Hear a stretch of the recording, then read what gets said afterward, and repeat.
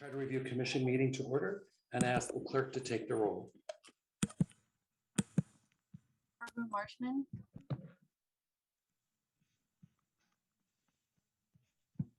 Oh, sorry, I think Barbara's here. Sorry, you caught me out. Yeah, I'm here. No worries, thank you. Christina Johnson. Here. Elizabeth Monley. Here. Ellie Matsumura. Rico Calendar.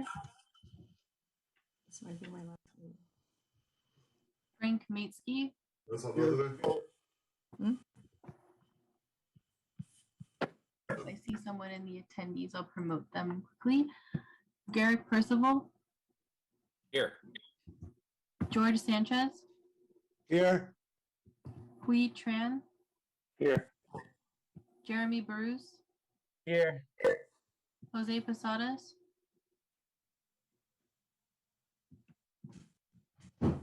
Lund Diep. Present. Linda Lizotte. Here. Luis Barrocio. Present.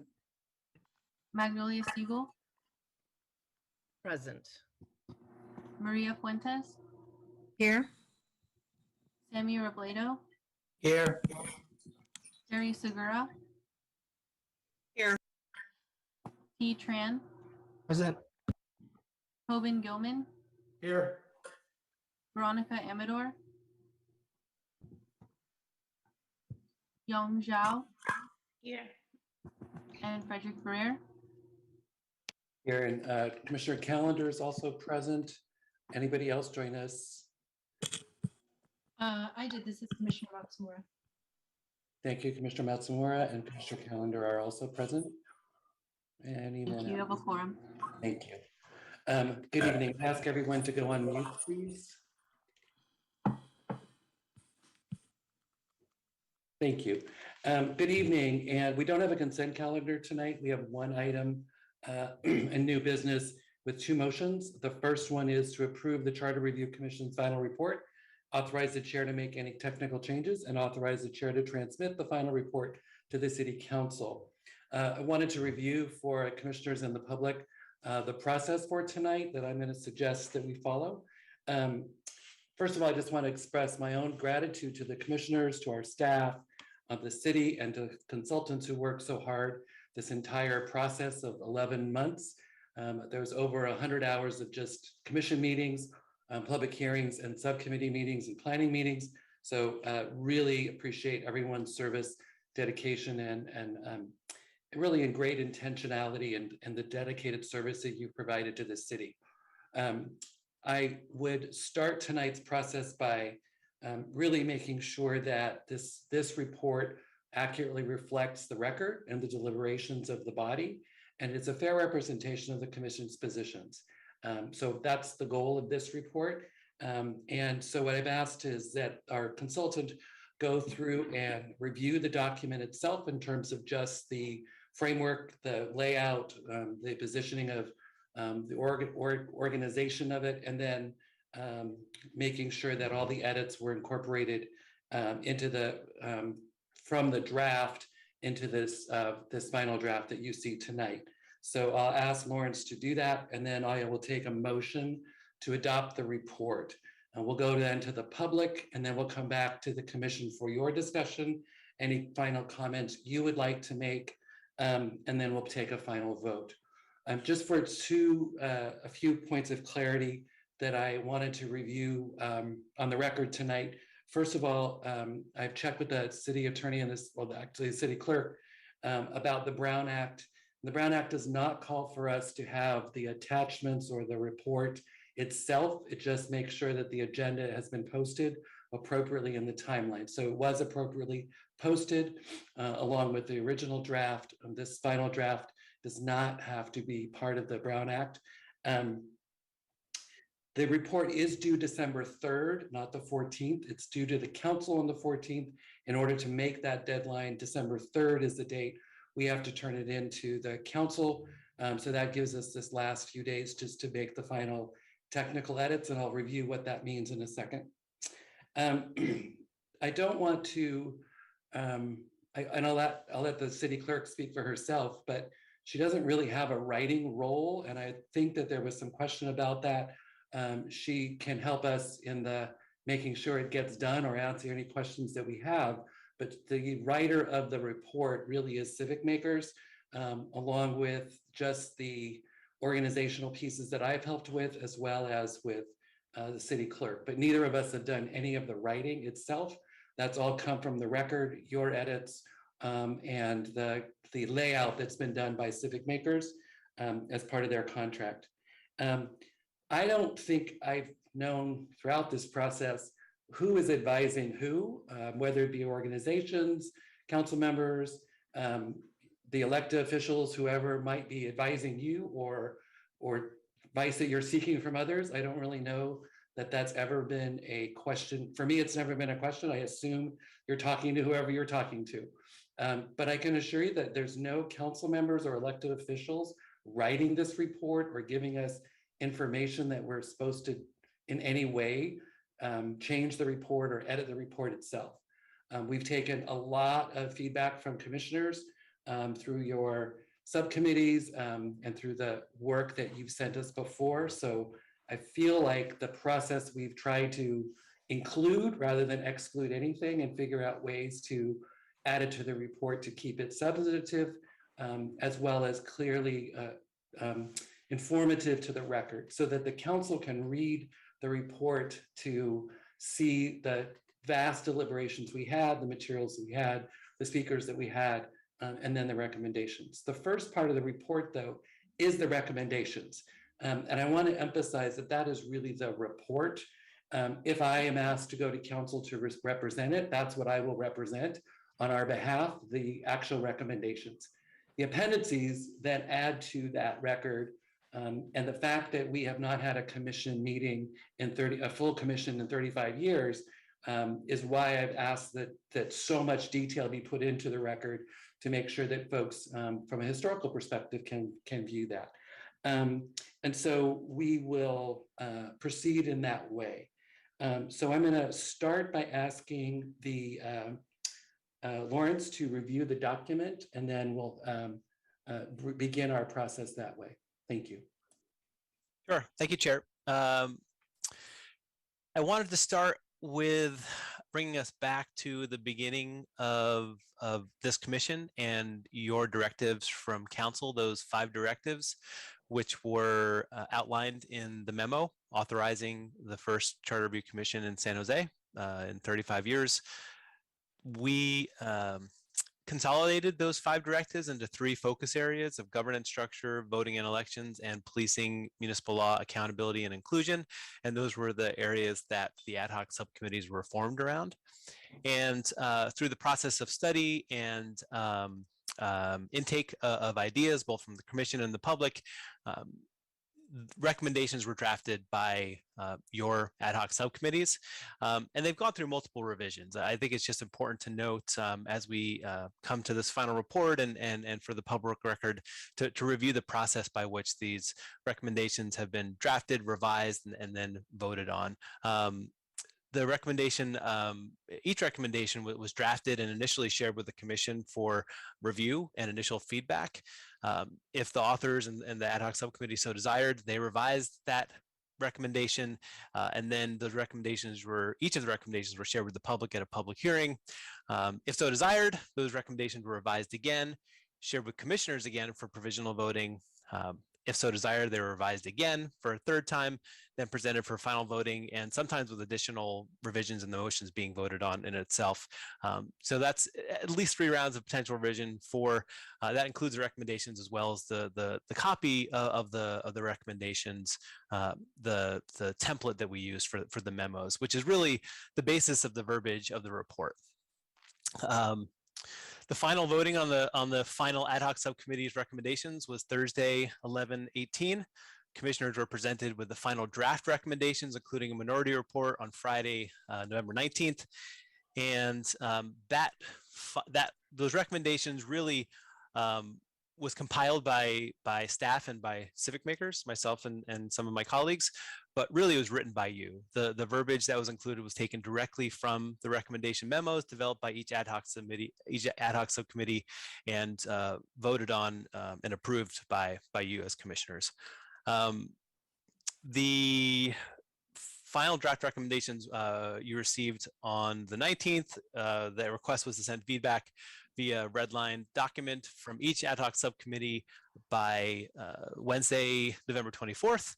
And then yesterday, I took those edits that were received, as well as a couple minority report dissenting opinions, aggregated all of that into the full final report that you received and was posted this morning.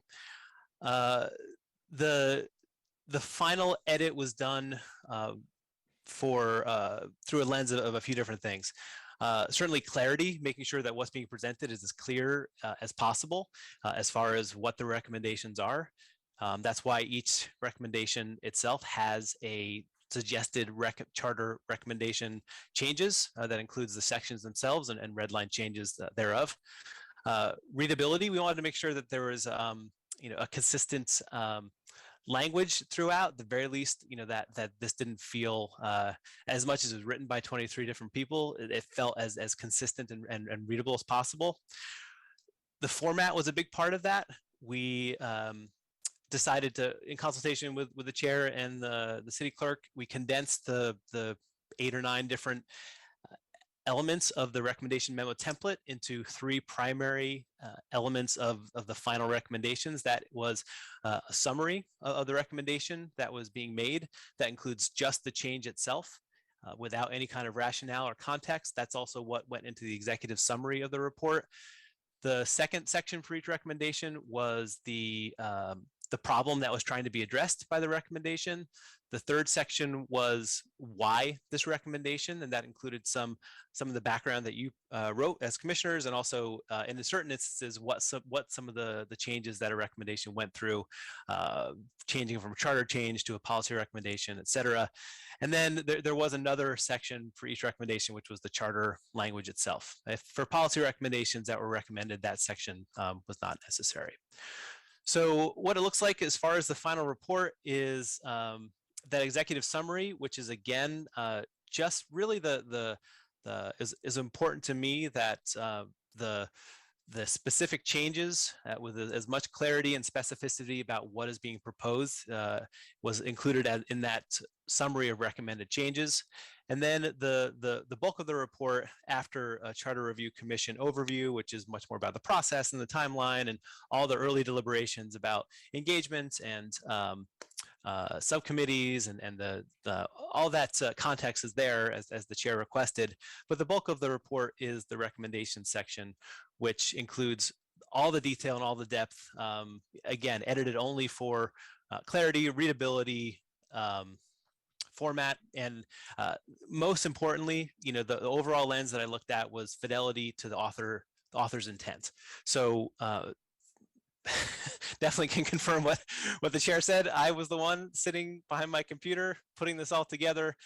There was no advice from any elected officials. I think Tony and Fred were a little tired of me as well. But what you're looking at really is my best attempt to take all the opinions that were presented and reflect them back in the most orderly, readable, clear way as possible. That most importantly is your intention. I feel that we accomplished that, and then that's how I'd ask you to think about the report tonight. Does this report accurately capture the intention of the deliberations of this commission?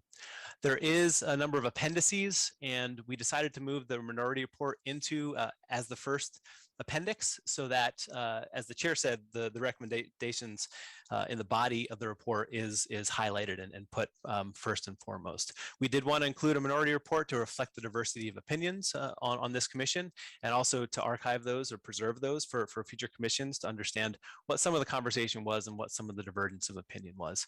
And there is probably a lot more detail than you care to look at as far as the public outreach efforts, including summaries of how many folks were engaged through our community partners.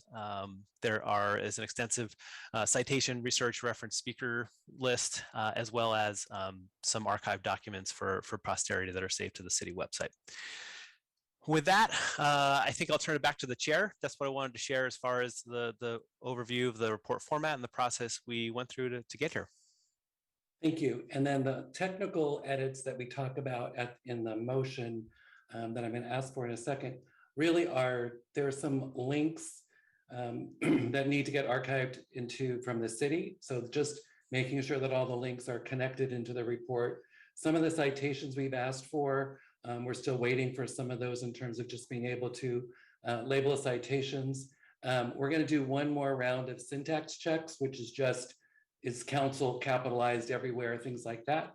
And then if there's any identified typos throughout the report, we'll make those kinds of things. So that's really the only technical edits that we'll make in terms of just finishing the report off this week to get it in by Friday, to turn it into council to the office on Friday. What I'm going to do now is I see there's some hands up, and I'm going to ask you to hold on for just a second. I'm going to ask for a motion so we have something on the floor so the public can respond, and then we'll come to commissioners for their discussion and then for their actions as they see. So I'm going to ask Commissioner Marshman to make the motion, and I do that because I've had my hand up. Excuse me? I don't know if you saw my hand.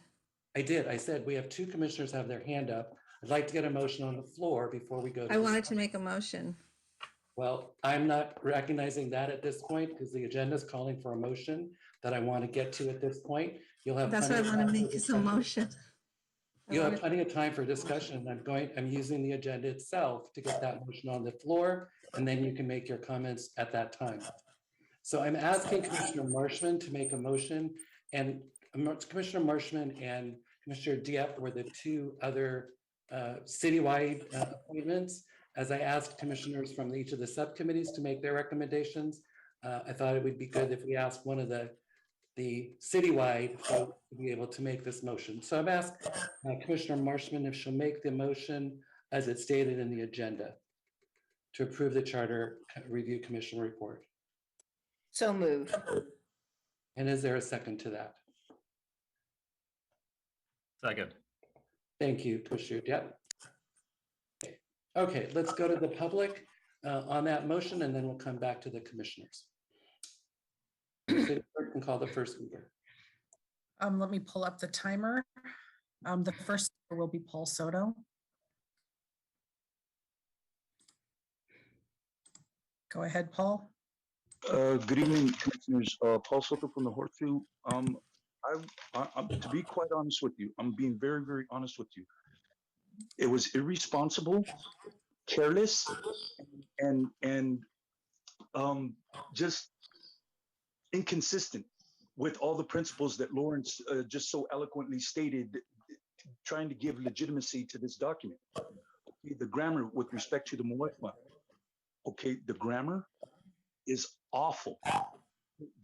There's inconsistencies in there. For example, you stated that between 1821 to 1836, that time period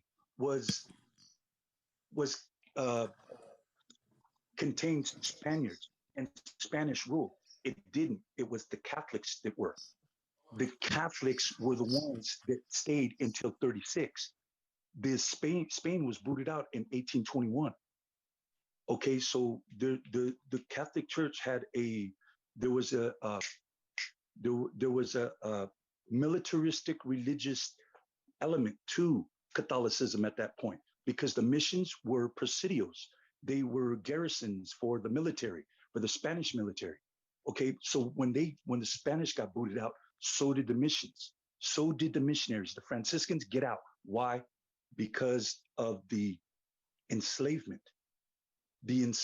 of the Native Americans, starting in San Diego with my people, de Comie, de Dueños, all the way up here to San Jose, the Aloni, the Amamutsan, Mission Santa Cruz, Mission San Juan Bautista, Mission San Jose, Mission Dolores, Mission Santa Clara. This right here, if you're going to allow that grammar in that paper to be submitted. Tessa Woodmansey. Okay, thank you. Thank you, Paul. Paul's a much better student than I. I mean, he reads the documents and everything like that. So thank you, Paul, for doing that and your comments.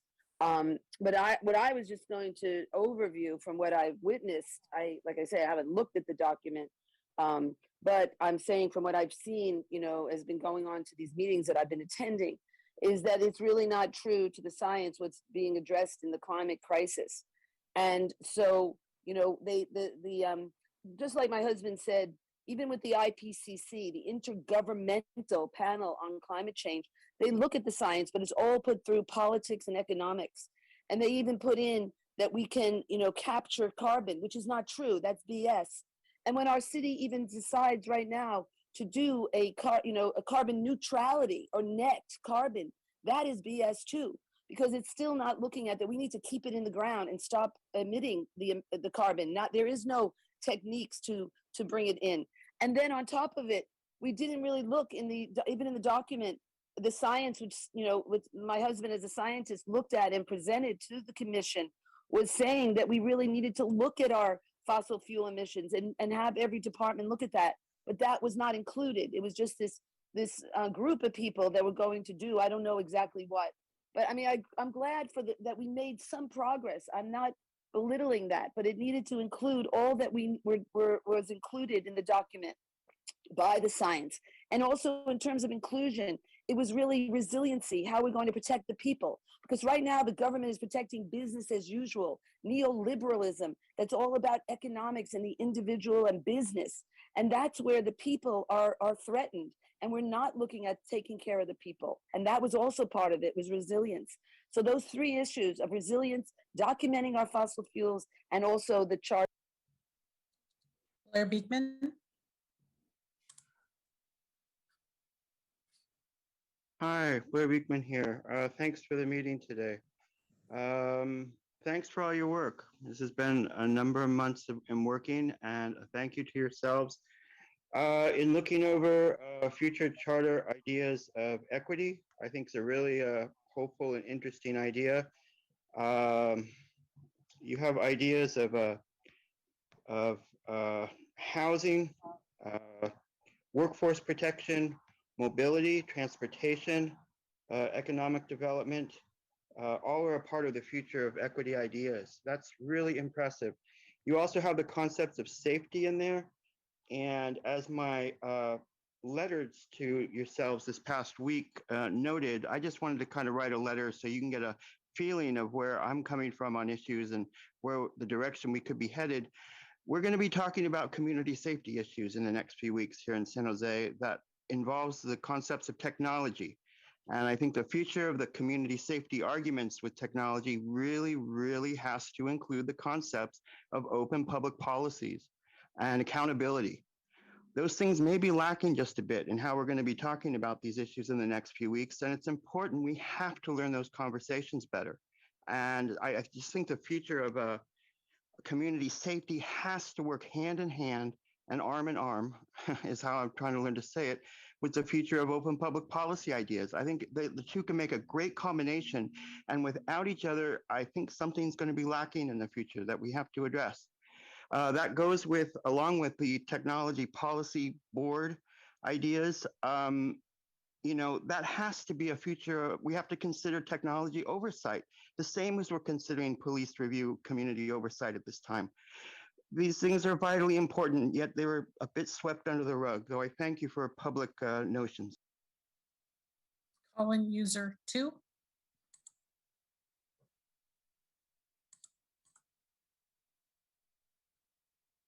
Yeah, I mean, your charters are, it's like a college student union down there working on a term paper. So irresponsible, so immature, leftist minded. It's complete left-wing pablum for everybody. This city needs to be more responsible. It's the most irresponsible group of people running this place. Just look around that downtown. It should be called Plywood City, right? You know what should be in the charter is that you're going to work to make the downtown better, right? I mean, I'm sure this charter is a joke. The city is a joke. The police department's a joke. The fire department's a joke. Everybody is a joke, and they're labeled as this par excellence because it's the 10th largest city in the nation, and there's so much money here. I don't see any of it in the roads and the infrastructure. I just see burned out buildings, potholes. Oh, but we're going to spend all this money on a road diet. That shouldn't be in the charter. The charter should be no more road diets until all the roads are paved and the potholes are fixed.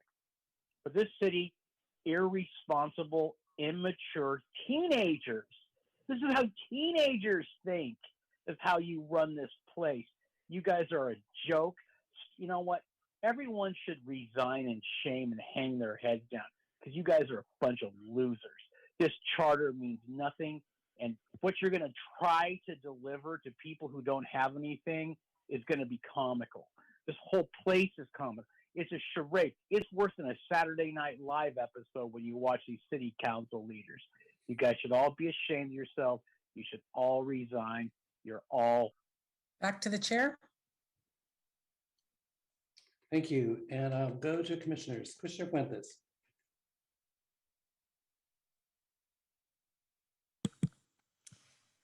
Okay, so, well, first, I just want to make sure that, that I say how happy we all are that we're to the point where we're finishing our work, and I think we're all extremely proud of the recommendations and the process that we've engaged in. I mean, this is beyond what I think anybody imagined 11 months ago.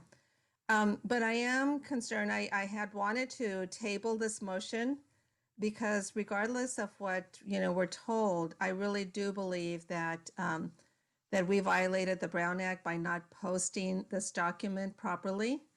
And I think that that's the motion that I wanted to make, was to table this until we have a chance to adequately post it per the Brown Act, so that the public can see the full document, and that also, apart from that, that each of us can see the document, because we didn't receive it until today. And I also want to mention that I have quite a few things to mention. We were told that the deadline is December the 14th, by when they want to receive the recommendations. That is the date. It's not December 4th.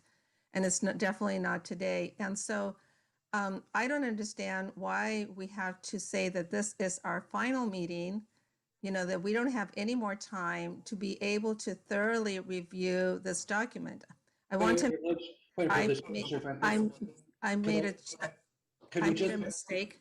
Could we answer those two questions that you've raised, and then we'll let you continue your comments? Would you Sure. like to do it? So That's fine. thank you. So Attorney Vanny, is there a Brown violation in the posting of the document? No, the Brown Act doesn't require that documents be posted 72 hours or 24 hours in advance. Documents just need to be available during the meeting, which I understand the clerk has.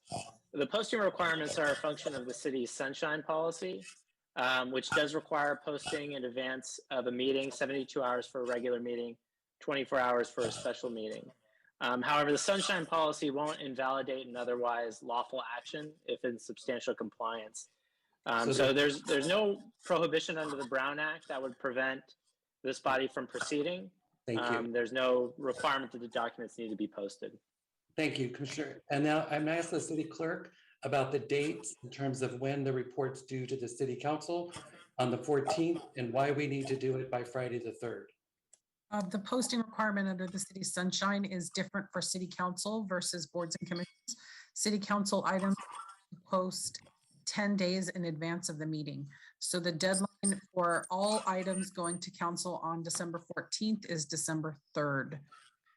That's the agenda itself will post Thursday the 2nd, and then the memos will attach on Friday the 3rd. Okay, so I wanted to address the first two concerns, Commissioner Fuentes. Now I'd ask you to continue.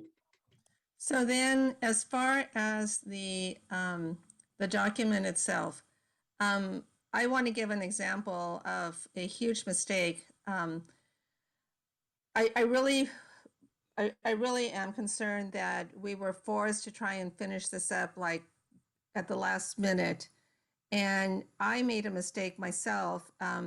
Our subcommittee chair, Magnolia, submitted her final edits to our section, and by Wednesday, and previous to that, I had submitted my separate changes.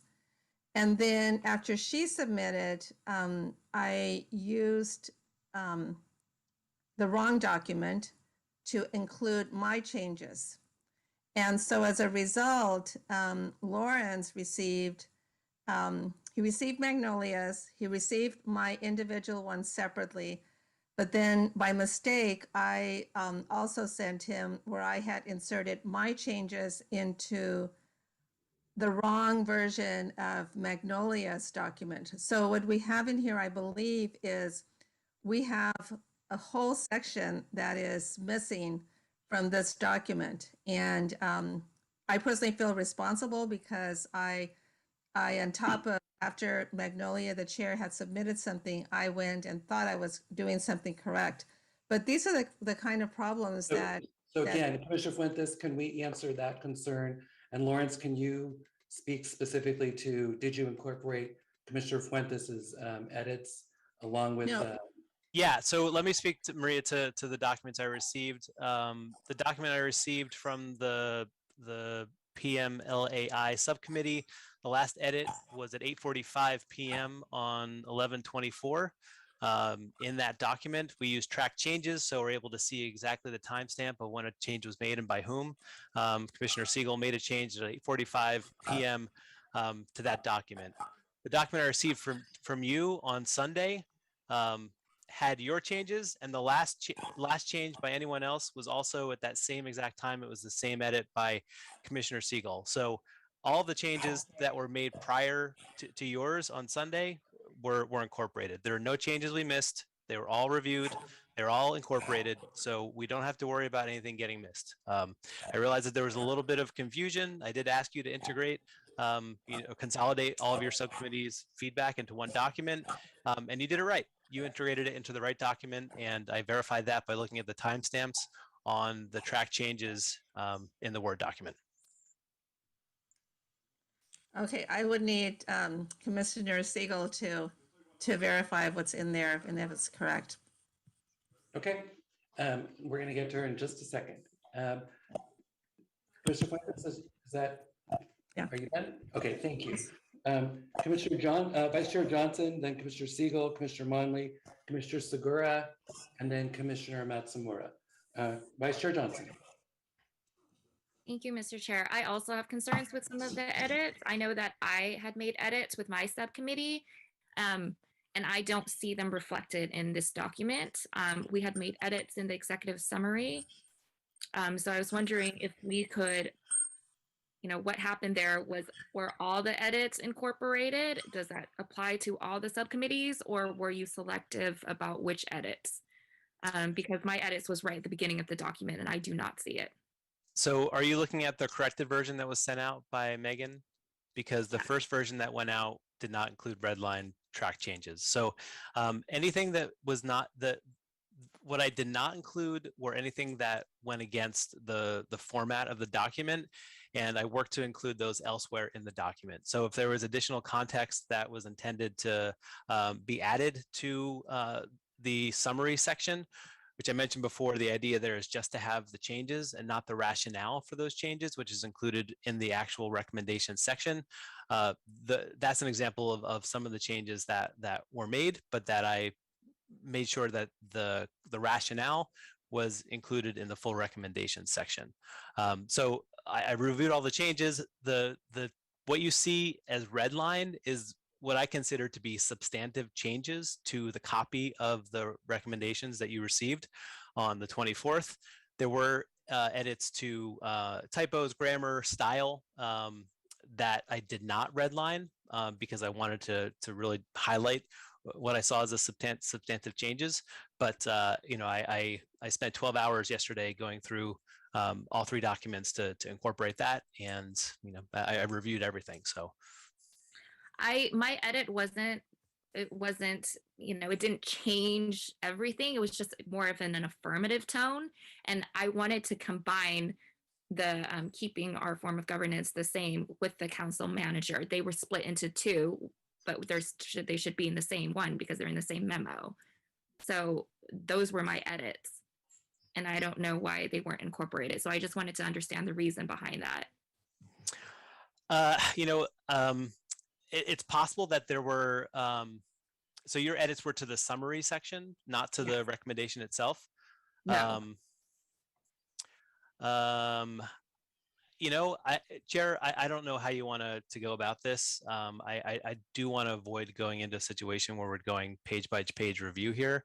I'm willing to accept, I have received some emails that are basically formatting. I intended this to be italicized. I wanted this to be, you missed a quote that I intended. So, that type of, and I would call that a formatting, or probably what we're talking about as a technical change. But there was an element that I tried to there were also some changes that change the wording of the recommendations. I tried to make all the wording of the changes active instead of passive, and to make the style of the recommendation titles the same. So some of them started with the promotion of home ownership opportunities versus create a charter review commission. So there's two stylistic choices to go there. I chose the active voice to say create a charter review commission, promote home ownership opportunities. So that level of change was made, again, as far as a consistency and readability perspective.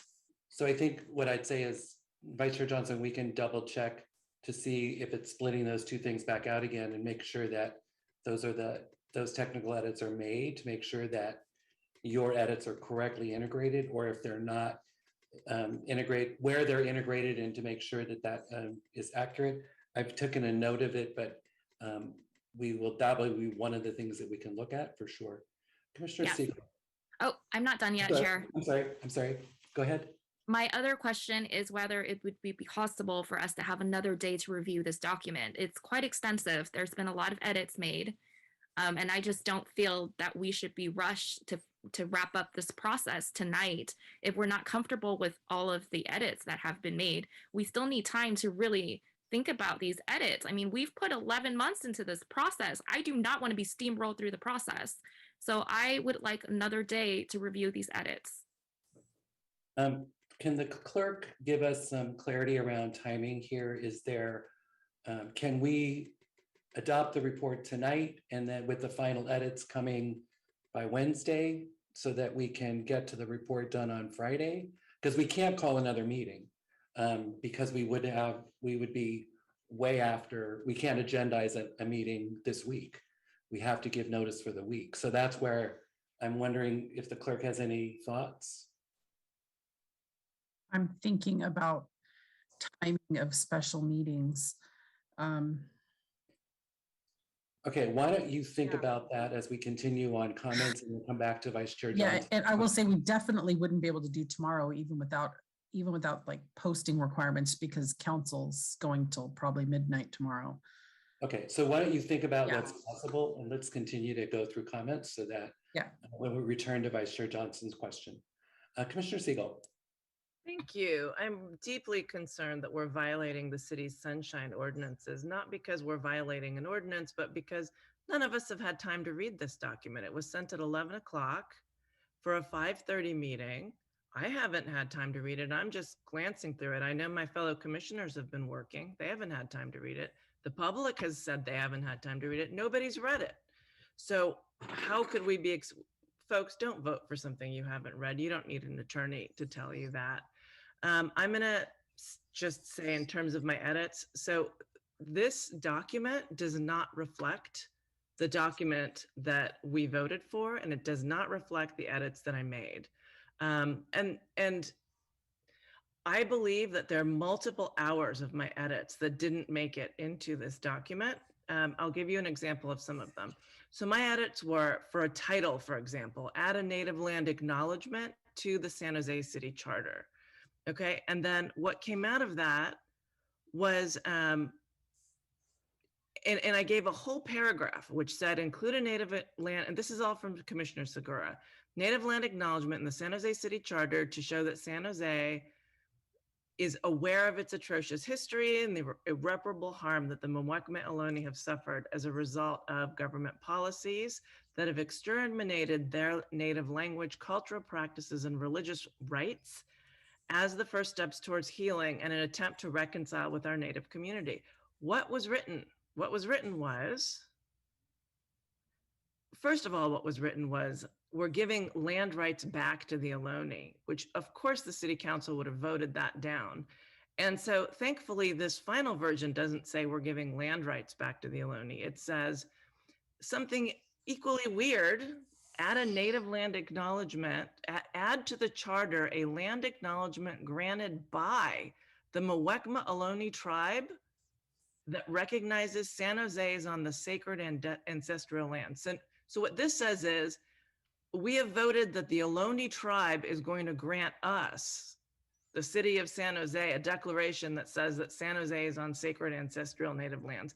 That's backwards. It's baloney. It's not what we voted. I didn't write that language, Commissioner Siegel. That's pulled from the document you shared. And the summary of that recommendation was different in 2 different places, and so I had to make choices about what to include. I didn't write that language. I can, it's in the document you sent. So I completely corrected this language. I corrected it 2 or 3 times. This is why I think you're missing about 5 hours of my edits. This is all I can tell you is that the last edit that was sent via your document was the same last edit that was in Maria. I don't think I don't see a problem with the edits that I saw all the edits. I had to make changes about what edits to include because there were some inconsistencies in the edits that were shared. And I did make choices about the readability of this document. And also, again, for the summary section, the intention was to focus on the change, not the rationale for that change. So I know that some of you wanted to include a lot more context and rationale in the summary section, but that is in full in the full recommendation in the body of the so what I wrote is completely rational, understandable, and what is written here is completely irrational, not understandable. I could go for what I wrote: add a native land acknowledgement approved by this commission to the city charter, recognizing that San Jose is on the sacred ancestral native land of the Muwekma Ohlone tribe. I cannot go for the final sentence. Add to the charter a land acknowledgement granted by the Muwekma Ohlone tribe that recognizes that San Jose is on the sacred ancestral native land of the Muwekma Ohlone. Wasn't the language that was provided granted by the tribe? Didn't they grant the language? This doesn't make sense, and it's not my edits. We made these edits. Our subcommittee spent hours and hours and hours making edits. And so here's another. And I spent hours and hours trying to integrate all the edits. I realized not everyone could be happy. What I'm asking is that, does this document accurately reflect the deliberations of this charter review? Not. Okay, so if you think this is 100% I'm sorry, Okay, if I can move on. Thank you. We made an entire policy recommendation that's missing. So there was a police, we have a policy recommendation. I corrected it twice. And I chose not to include that because that was a separate recommendation that was embedded in the recommendation that was approved for the policing and community oversight. I didn't want to add, I felt it would be disingenuous to add add another recommendation at the same level of the report that was not voted on separately by this commission. So I chose to, I choose to not include that for clarity, readability, and for the format of the report. That recommendation is still in the report. It's in the policing recommendation. It's item E, and that recommendation is there. But I did not elevate it to the level of a recommendation memo that the other recommendations that were voted on were at. Again, that's a report formatting decision. To me, that is material. That is a policy recommendation, and it's now been omitted as a policy recommendation. And but it was not voted on as a policy recommendation separately by this commission. It was voted as part of that recommendation. We voted. So again, this is the kind of thing. It's the same thing. There's a whole section on climate. I mean, it goes on, and it the really climate stuff is all there, Magnolia. We included your climate information is there. I didn't edit that section at all. There's a lot of detail there. I am not sure that the document so my belief is there's several hours of my subcommittee's edits that are not in this final document. And it really would take me a couple days to go through and figure out what you did and what you didn't include. And that reason again is because you went on vacation last week. We didn't have Commissioner Siegel, I really don't appreciate your insults to my professionalism. I've been dealing with your emails telling me that when I should or should not be in, and I've worked very hard. And I understand that this report voted on by 23 people is not going to 100% reflect exactly how someone else would have written it. What I'm trying to do is bring us to a point where we all recognize that the intention, this report reflects the deliberations of this council as best as possible, given the constraints we have to work under. And those constraints include delivering a report this Friday. And So, I agree, that's difficult. It's very difficult. so what would have been really useful for us if we would have had somebody to work with this whole week from Civic Makers, if we would have had somebody there to work with, then I feel like we wouldn't be in this dilemma, this pickle that we are now. I do not feel that this final report accurately represents what we voted on, nor do I feel like any of us could even know that, since I don't think any of us have thoroughly read it or compared it. So I will be voting no today, and I hope the rest of you do as well. Okay, we'll get to figuring out what our next steps are in a second. Commissioner Monley, then Commissioner Segura, Matsumura, Hui-Tran, and T-Tran. Commissioner Monley. Thank you. I'm just looking at this, and I saw it last week, but I thought that the subcommittee that worked on it would have corrected it. The Support a Community Opportunity to Purchase Act, we did not vote on that. We voted on exploring a Community to Purchase Act. There was a lot of very active conversation about this. And I think at the end, we said, well, could we vote on explore? And throughout this, this recommendation, the word support is there. A number of us felt it was not yet ready to support. There's very little actual exploration already been done on community opportunity to purchase. And we don't feel that it should go to council with the word that this commission recommends supporting it. We're not there. So I think that's an important change. Thank you. Commissioner Segura. Yes, I just wanted to just briefly discuss, not even discuss, just talk about the Brown Act, because even though I realize that technically the attachments don't have to be included 72 hours in advance, the spirit of the Brown Act is all about transparency. It's all about being transparent to the public. And, you know, I work full-time. You know, I'm in education. It's very busy right now, as you can imagine. I did not have 5 minutes in my day to look at this. I couldn't. I work. It's the Monday after a holiday. It's busy. I was back to back today. I cannot agree to the changes that I am aware of that were not changed and not written as, you know, what we intended. Okay. I didn't have time. It's not okay to vote on something when I did not, as a commissioner, have the time to read it thoroughly. Thank you. I feel like it's, even though technically it's not, doesn't follow the spirit of the Brown Act at all. Thank you, Commissioner Segura. Before we continue, let me, the city clerk has notified me that we could meet on Wednesday at 5:30 in a special meeting. We need to post that at noon tomorrow. So what I'd like to do is, if that's the pleasure of the commission, we do that. And what we'll do tonight is just hear from you around those items, just like I'm just keeping a laundry list of them, but things that have come up, so that if we, you get a full reading of the report, seeing where things were integrated, and if there's still questions, those can come back. But Wednesday would be the final vote then, if you have the additional time.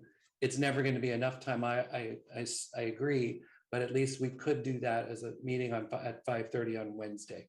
So I'll wait for a motion to table this item.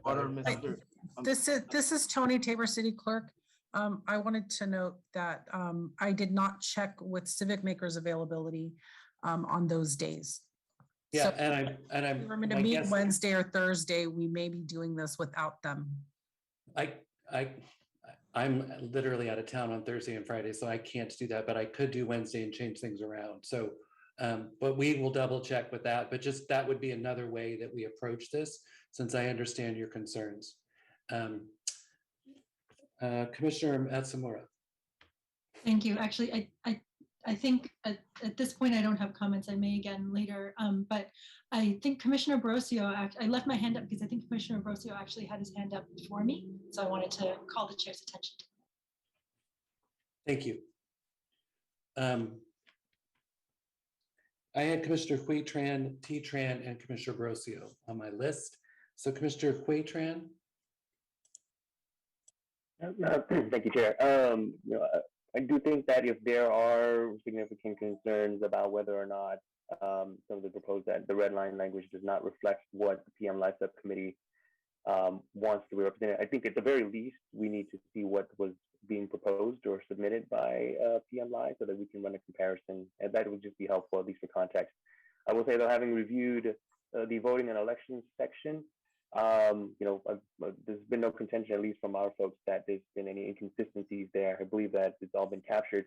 I would recommend that if it makes our jobs easier, that we can just focus on the areas where there's some contention or there's some confusion and make sure we get to clear that. But unless somebody else from my subcommittee can say that there's something missing, I do believe that we've got ours covered. Thank you, Commissioner Tran. Commissioner T-Tran? Yeah, I was just going to concur actually with Commissioner Huitran. He pretty much stated the thoughts that I had. The only additional point I would like to include is given that there clearly is contention between what was submitted, what was ultimately produced on the final version, maybe given the during the back and forth, maybe perhaps with our ability to do this virtually, we have a share screen option. Let's try to hash this out in the time that we got right now, instead of throwing things at the last minute and then completely shifting potential dynamics and whatnot. So thank you. Thank you. Commissioner Brosio. Perfect, thank you. First, I wanted to share my gratitude for everyone's hard work and patience as we come to the final month of our work. At the same time, thank you, Commissioner Matsumura, for highlighting that my hand was up. I appreciate that. I have a couple of things. The first one is thank you for Tony for putting together the possibility for a Wednesday meeting. I think that brings a lot of relief.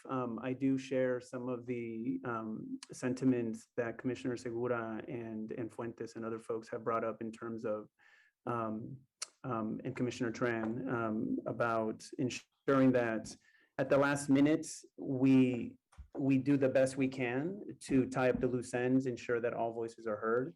So I appreciate the thinking on Wednesday in terms of trying to make that meeting happen.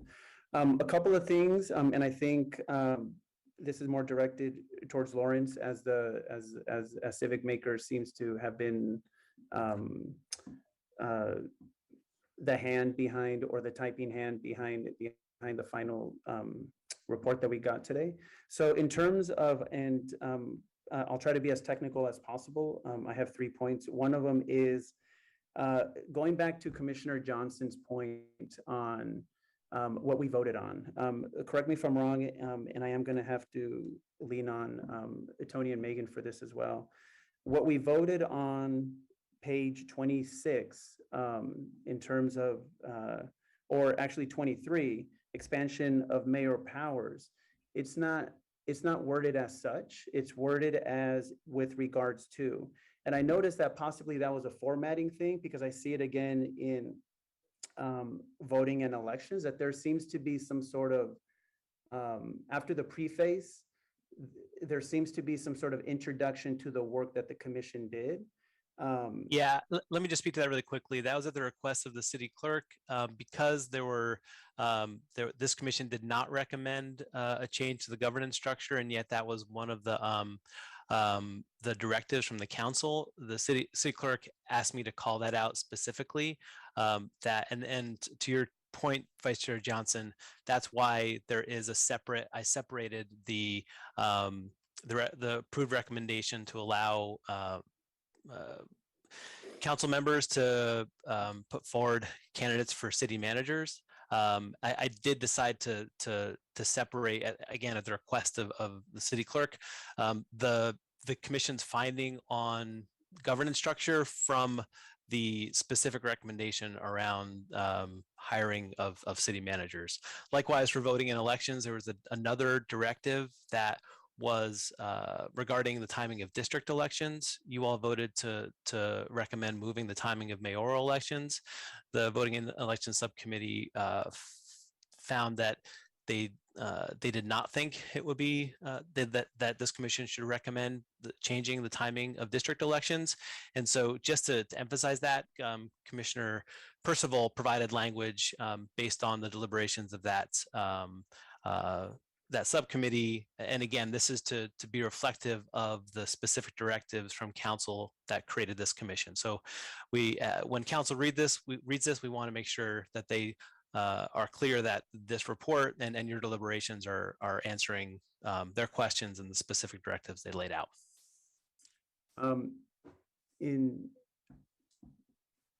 In response to that, I can see where from the city clerk's office that's a request, and I don't think that's a crazy request, but I would like to possibly see two things. One is maybe worded in a way where it's much more explicit that that's what's happening, because I think in the report it just sort of jumps into, with regards to right before the recommendations. I don't know if that needs to be another section, but I don't know if this is a city attorney question, but the night that we voted on the expansion of mayoral powers. So even though Tony has that desire, is it possible to divide the memo that was approved by 19 commissioners and say, you know what, we'll keep this separate, we're going to give it a new title, and then take some of the language and use that to say why we didn't do something that was requested. So I wonder if that's even possible, because to me, we voted on one recommendation, and I think at that point, it would have been the right time to say, whoa, thank you for saying this, but we need to really chop this up into two. But since we voted on it as one, I think it needs to be put on the final report as one, because what I'm seeing right now is that what we voted on, it's split into two, given a new title, council members vote to nominate the city manager. That really wasn't the vote. The vote was everything that is found in with regards to, and the new recommendation on page 26. Tony or Chair, do you have any thoughts on the decision to call those out? I think I'm confused because I feel that we needed to document that you guys since the council directly said to look at this, we needed to document that no action was taken on it. I thought this was clear, and I don't think I understand what Commissioner Barocio is trying to say. So, okay. How to do this differently. Right. What I see, I don't know if you can share screen or if I can, but on page 23, 24, 25, all that language comes from the recommendation that our subcommittee put forward. And that was basically like the background, like the first couple of questions that's asked on the template.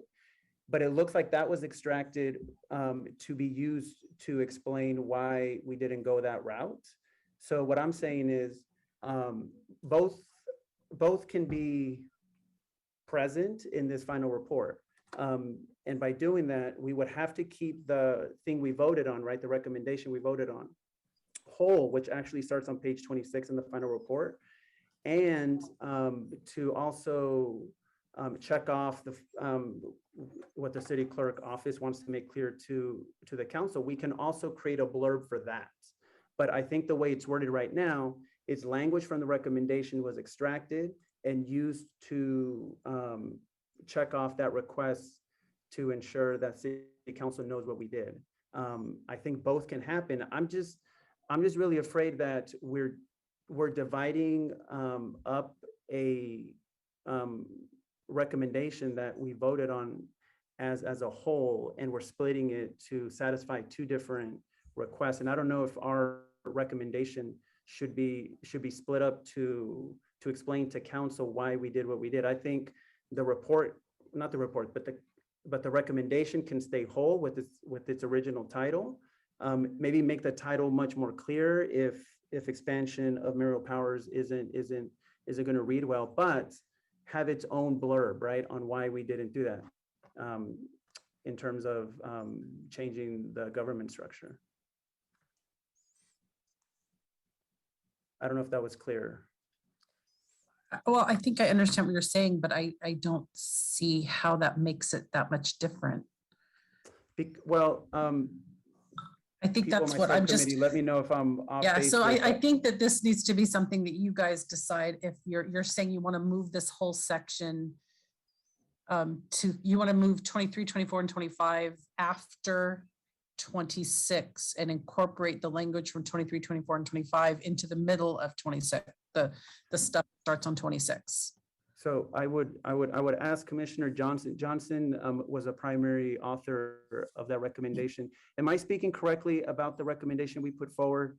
The way that I see it is all the statistics that are up there in terms of the population of San Jose, all of that was used in the recommendation that's now worded as council members to make nominations on city manager. All of what's in the with regards to was actually part of the recommendation. And my request is to put it all together because that's what actually we voted on, 19 A's, 2 nays, Yes, and 1 you're right, Commissioner Barroso. It was always our intention that those two things stay together. And so I agree with Commissioner Barroso's assessment. That's what we had discussed in our subcommittee.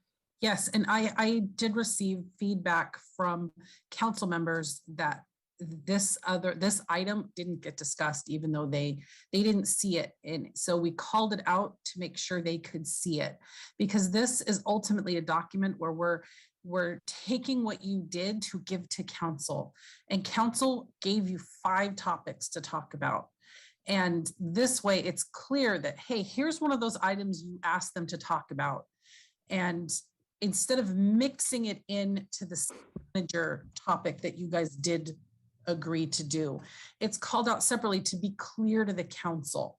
So, you know, I understand you might want things exactly in the same order, but I'm trying to help the council read your recommendations, check off, like, see what you've done and have it be clear to them. I personally think, as you know, a former English teacher, that calling it out separately helps the council, who is the one who's ultimately going to make the decision. Instead of, to me, if we can put them back together, you're burying it. And they asked you to do this one. They didn't ask you to do the city manager one. I'm not saying that that's bad that you chose to do the city manager one. That's fine. But they're looking for this mayor council government structure. They're going to look for that heading because that was one of the key items they gave to you. And if we move it back into under the city manager heading, it gets buried, it gets lost. So I don't think that this takes away what you guys have done by pulling it out separately. I think it makes it easier for the council to see what you've done. But ultimately it is your report. I'm just, that's why we had to pull out, because I had council members who have been following along saying they never talked about mayor council government structure. Well, I don't see anything on that. And it's like, oh, well, they did. So let's make sure we present it to the council so they can find it easily. Right. I know that section ends with, at the top of page 26, we believe that everyone will benefit, including the mayor, by keeping our governance structure the same as it maintains equity in the process. At the beginning, with regards to specific, it is the commission's opinion that moving the mayor council government structure will not improve accountability represent. So I see what you're saying, Tony. I just bring it up because of just on what we voted on, right? I just want to make sure that we're, what the commission's work and what we voted on is as accurate as possible here. So I'm just going to let that go. Like maybe other commissioners on other subcommittees, like the 19 that voted for the package, right? You know, well, like now it's a package, but back then it was just one recommendation. Considering what Tony said, if someone seconds it or someone believes that it needs to be added, you know, more than myself and Vice Chair Johnson, please let us know. But if this is the way to go, if this is the best way to communicate to council that we did touch on it, these are the reasons. Now, acknowledging that we are taking language from the recommendation to show council, look, this is why we went with what we went with. And then maybe also including a little disclaimer that the commission didn't necessarily vote on what's on page 26 per se, allow council members to make nominations for city manager candidates. We did not vote on that. That was part of the recommendation. That was a result of the recommendation. But giving it that exclusive title kind of makes it sound like that's what we just focused on. And if there's a way to bridge that gap, if anyone on the commission or readers of the public or city council feel, wow, we just totally sidestepped everything and we just went straight to who has power to vote for the city manager. That's really wasn't the conversation that we had. We really had a conversation about what would make most sense in terms of governance structure. And one of the byproducts of that thinking and discussion was to expand the nomination powers to city council. So I don't know if anyone has a similar thought, but okay. Thank you, I'll Commissioner. leave it at that. Just a second point, I'm sorry. I'll just use my second talking stick here. In terms of the dissenting memos, I don't know if anyone else feels this way, but if earlier in the process, that would have been made clear that towards, at a certain point, along with the minority report, there will be a section or opportunity to provide dissenting memos. I think it wasn't prudent that on a Wednesday before Thanksgiving, a 48-hour notice was given that if any commissioner wants to write a dissenting memo, to please do so by Friday. I think Wednesday, we're all getting ready to get the ingredients at our local grocery store, wrapping up work, doing what we have to do, making plans with our families. And then Thursday for sure, right? If you celebrate or observe the holiday, you're in the throes of entertaining and planning and making sure, things go right for the dinner, for people hosting, for the festivities. And then that gives you maybe Friday morning, right? To create something if you do want to present something. So I feel that the dissenting memos, personally, I don't know if someone else feels this way, but I feel that the minority report in itself is the voice of the dissenting. Whatever we want to gather out of a dissenting memo, I think that is communicated through the minority report. So I think just the last minute of that inclusion, and at the same time that the voices of the folks that do disagree with what we've done on the commission as a whole is baked into the work and the verbiage in the minority report.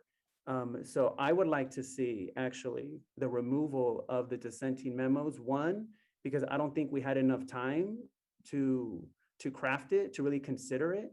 And at the same time, I really go back to giving us that transparency, because I would have been starting a memo log on the side, knowing that every commissioner will be given an opportunity to write an individual analysis and historical look. This is how I feel it went. This is what I agree with. This is what I disagreed with.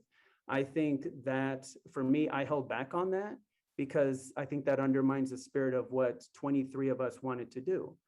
Have the conversations here and then agree to disagree, but move forward with consensus. And I think a dissenting memo opportunity kind of gives that I don't know, it's not in line with that spirit of, look, we produced a product and this is what we're moving forward. I think this gives an opportunity for undermining that spirit that we all set forth in trying to observe since January. So that's my recommendation, is to remove the dissenting memos from the final report. I don't know where else it can fit, but definitely keep it separate from it, just because of timing and the lack of preparedness that was given to us. Thank you, Commissioner Brosio. Commissioner Calendar, you had your hand up. Did you want to speak? Not at this time, Mr. Chairman. Thank you. Commissioner Marshman. Thank you. A couple things. First of all, we went around in our committee about whether to take out the giving the authority to the city council to nominate candidates for city manager. And I mentioned at that time that I thought what made a difference was that it was an affirmative change when the context of the overall recommendation is we think things should stay the same. I think there are two things. One is just to acknowledge that and leave it separate. The other possibility is in the recommendation to acknowledge up front that what we have done here is give more power to the council. This is a power the council did not have, and we're recommending that it does have that. So that's not no recommendation on changing the structure. That is shifting ever so slightly something to the council, for what that's worth. I take Lewis's point on the dissent. I wrote a quick one on the 14 council members, because I thought it was important to understand what the arguments were there, and that we weren't, those of us who voted against it, were not against expanding the council. It was just the arbitrary nature of the number. And I don't mind if that's taken out, but I think that context is missing otherwise from the report. So just for what it's worth, I think it is unfortunate that it was not clear that we should be preparing those minority reports. It did not work. The other thing, just a quick logistical thing while I have the floor here, I can't make a meeting at 5:30 Wednesday. I have a commitment, and I would commit to going over everything we have and making, messaging everyone or Christina or whoever is appropriate with any other suggestions I have. But you might want to check and make sure you'll have a quorum if you're doing a meeting at 5:30 Wednesday, because I will not be present at least from 5:30 to 6:30. Thank you. Thank you, Commissioner Marshman. Is there any commissioners that haven't spoken yet? I'm going to go to second round now. Just want to make sure. Commissioner Matsumura, you had your hand up, but you didn't speak yet. So go ahead, Commissioner Matsumura, and then we'll go back around for second round.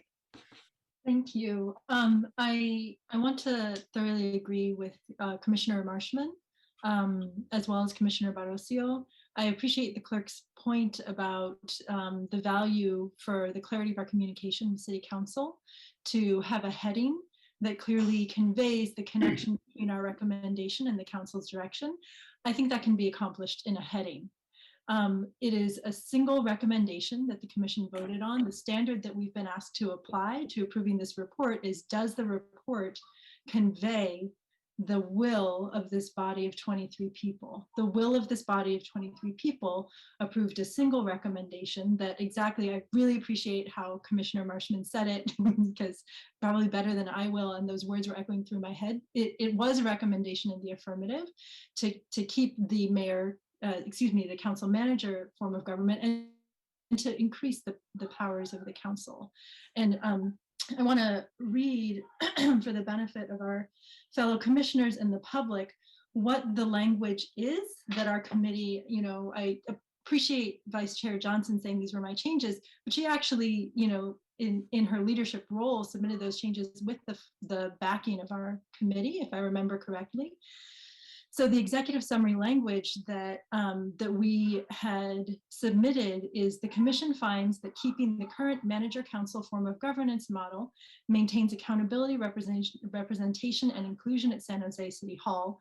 Furthermore, by giving members of the council the ability to nominate prospective city managers along with the mayor, increases equitable representation in the applicant pool for the city manager appointment process, which will benefit all residents in San Jose.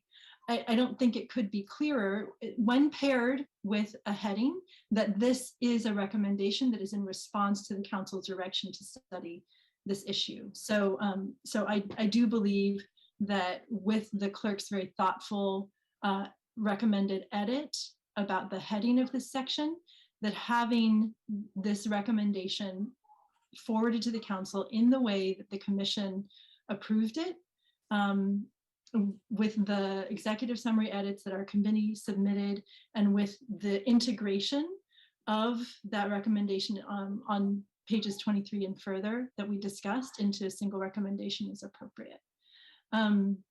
The second item, just that I wanted to address in the spirit of trying to highlight what are the edits to the report that we would want to fine tune and finalize and really have ready for Wednesday, is actually regarding the voting and elections section. You know, it has only just recently, unfortunately, clicked for me that our commission actually worked very hard to bring our recommendation about the mayoral timing to City Council well in advance of the other recommendations, out of a desire to have voters, the public, and actual and prospective mayoral candidates have as much sort of visibility and understanding into what are the likely dynamics of this upcoming mayoral race as soon as possible. Unfortunately, it seems that the message of the commission didn't come all the way through to the Rules Committee, that we had really intended for that recommendation to come to the City Council in advance of the others, again, in service of voters, the public, and candidates. So it's only recently clicked for me, again, apologies to be on the slow team sometimes here, that has not happened. And so at the very least, what I did want to put forward to my fellow commissioners is to add a line to this report to indicate that that was actually the will of the commission, that this particular item be moved as expediently as possible. And recognizing that we are dropping a 150-page report onto City Council, and appropriately for them to do their jobs as policymakers, they're going to take a bunch of time to go through all of this. And I'm very grateful to them for the time that they're going to take and the engagement of the public that I'm sure they're going to do. However, we have one recommendation that we as a commission felt could move faster and needed to move faster in order to do our best service to voters and the public. And so I have language, if that's helpful for people to hear, but just to add a couple of sentences, again, to that section of the report to convey that element of the commission's will that otherwise is not coming through to City Council in any way, and could have a very material impact on the way that they process these recommendations, and on the impact, the ability of voters in San Jose to make the most informed possible decision in how they engage in the upcoming mayoral races. So is there a way, deferring to the chair, Lawrence, the clerk, would it be helpful to submit that as a memo? Would it be helpful for commissioners to hear, a couple of sentences? What would be the best process for us to consider adding that? I'm kind of making a laundry list of all the different edits, and my question will be, what's the best way to kind of do that? Let's finish the round, and then I think I should be able to answer your question, but appreciate your solution too, as well as the challenges that you put forth. Commissioner Huitran.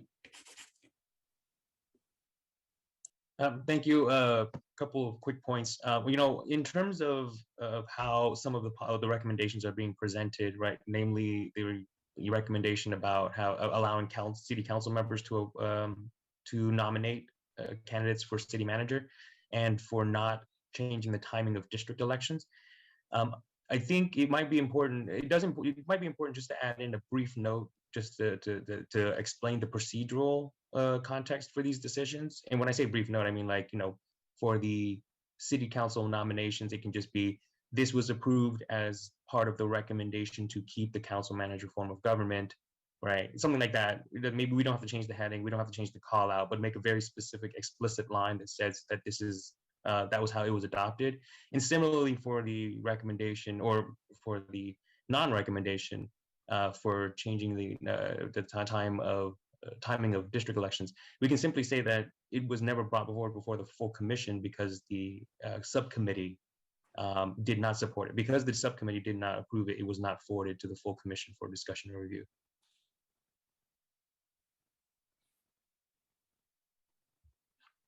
Thank you. Commissioner Segura. I just wanted to ask a question, and I don't know if this is Mark. Danny, I just noticed when we were discussing the pages 23 through 25 and them being split into two sections, that Lawrence had sort of said that it was the city manager and the city clerk that had made the recommendation to split. I don't know if that was a mistake in speaking, because clearly it's about the city manager. So I just wanted to make sure that, you said that they weren't going to be involved in our final report. So I wanted to make sure that was honored. Yeah, I didn't. I meant to say, excuse me, just to be clear, I meant to say city clerk. I don't think I said city manager, but that if I did, it was purely a city clerk's recommendation. Okay. Just wanted to be sure. Yeah, and thank then, you for clarification. The second thing was I just wanted to, agree with Commissioner Barocio on his 2 points. Thank you, Commissioner Segura. Commissioner Fuentes. Thank you. So getting to the, I'm glad I'm last. Getting to the next steps of how we're going to be approaching this, a couple of things I wanted to say. First, I wanted to mention that I think it's important when through the editing process, things got changed, that we have like a principle or a goal that we will maintain the integrity of what was originally written. So that, because I know, having gone through editing process of many documents, I know that a lot of things can get changed by different people editing. And I think in this case, it's important that we have a principle that we're going to make sure that we have the original language and intent of the commissioners be in the final product.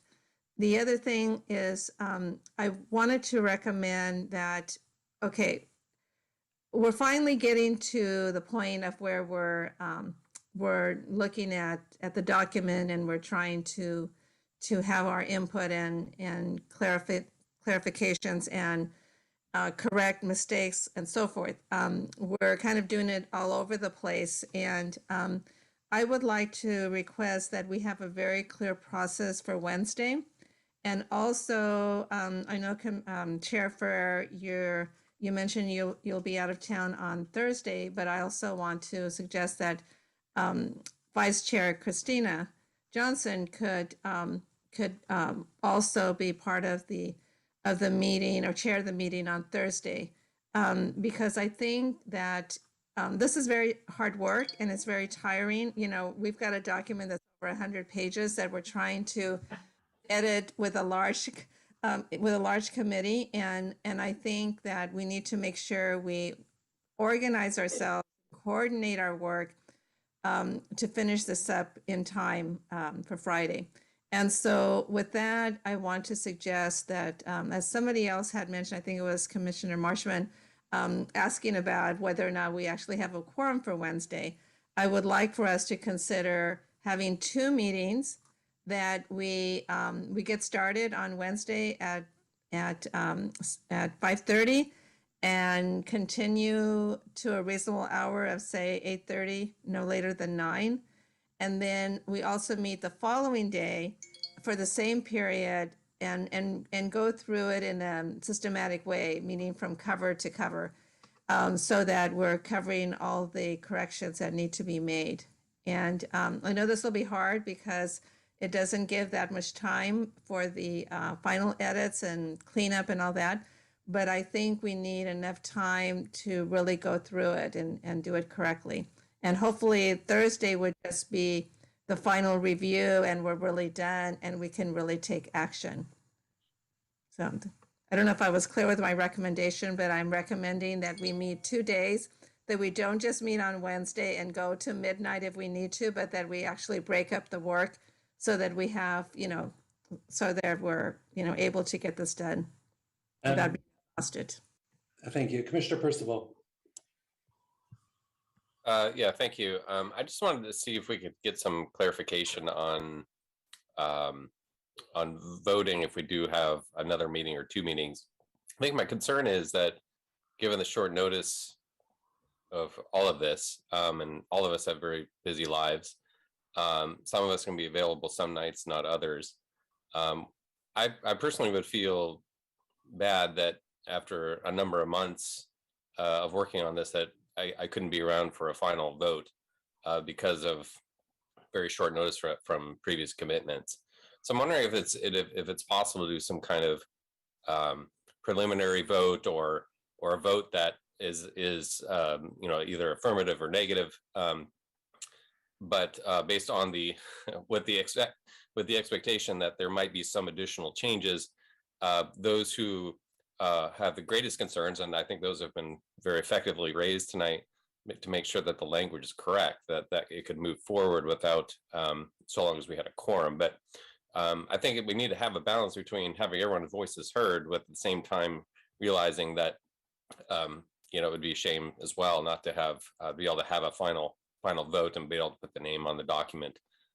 If there's, for example, the signature page that I saw, I don't know how that's going to work. So just a bit more clarification on how we might be able to work with this. Thank you. Commissioner Siegel. Thank you. Just along the lines of what Commissioner Percival said, I would personally ask that the edits that we made and we submitted to you on Wednesday, the 24th, around 8:30 p.m., that be sent to those edits along with all the side comments that everybody could see, be sent to all the commissioners and also be posted for the public to see, because I don't think I should really have to spend another 4 or 5 hours comparing the edits we already gave with the current document. I think I just would be pleased if everybody could see all those side comments. And so I now would ask that all of the commissioners here can get that so they could see what all the changes that we have made are, and that the public can also see that. Thank you. Commissioner Siegel, I want to make sure I'm clear of what you're asking. You're suggesting 2 documents, the current document that was posted for tonight's meeting. And could you describe the other document to me? Sure. Yes. On Wednesday at around 8:30 p.m., about 8:24 p.m., I sent Civic Makers a document with all the edits from my subcommittee, from the other commissioners that they had sent me, except for some that Maria has made. Correct. She sent in a separate document. I would like that document. So the documents that came from the subcommittee leads. From me, yes. And all the different leads, to see that compared to this document. Thank you for the clarity. I appreciate that. Yeah. Yes, I would like that document from 8:24 p.m., 8:28 p.m., or 8:30 p.m. on Wednesday to be sent to all the commissioners and the public. So in a way that they can see the side comments. Got it. Thank you. Appreciate that clarity. Commissioner Lazat. Thank you, Mr. Chair. I agree with Commissioner Percival that it'd be really disappointing not to be able to vote on some of the work that we've done for 11 months. I think we should take a preliminary vote tonight and hope that the changes that need to be made can be made. I'm out of town from Wednesday through the weekend, so I'm going to call the question. Thank you, Commissioner Lazat. So there is a motion on the floor. And if we make this a provisional vote with the proviso, if you will, that says the edits to the report, here's my suggestion, is that to agree that Commissioner Segal's idea of submitting the subcommittee's edits, like what they submitted on Wednesday, submit those with tonight's report so that everyone can look at kind of side by side and looking at those. We can look at the edits that you suggested tonight and be working on if the subcommittees want to submit additional detail or anything to Lawrence now, that would be most helpful. But we need to get a final copy at some point. And going page by page with 23 people, I don't think is going to be it, especially since some subcommittees have already said their sections are fine.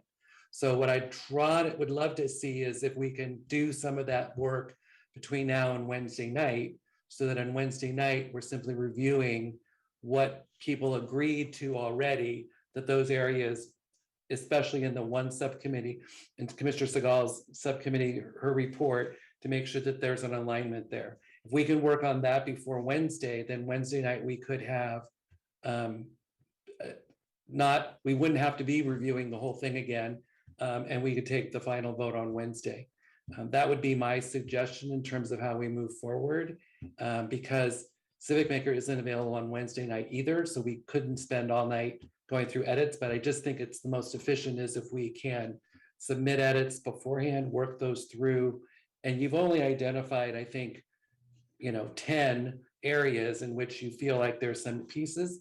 Commissioner Brosio and others have suggested some very helpful, Commissioner Matsumura, some very helpful edits, kinds of what if we frame it this way or add these two sentences, things like that. I think a lot of that can happen in the next 2 days, I'm hoping.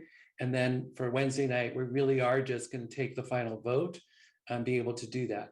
I will say that if we can do that, if we can agree to that, to say, we'll work on the edits between now and Wednesday night, finalize that and take a final vote on Wednesday.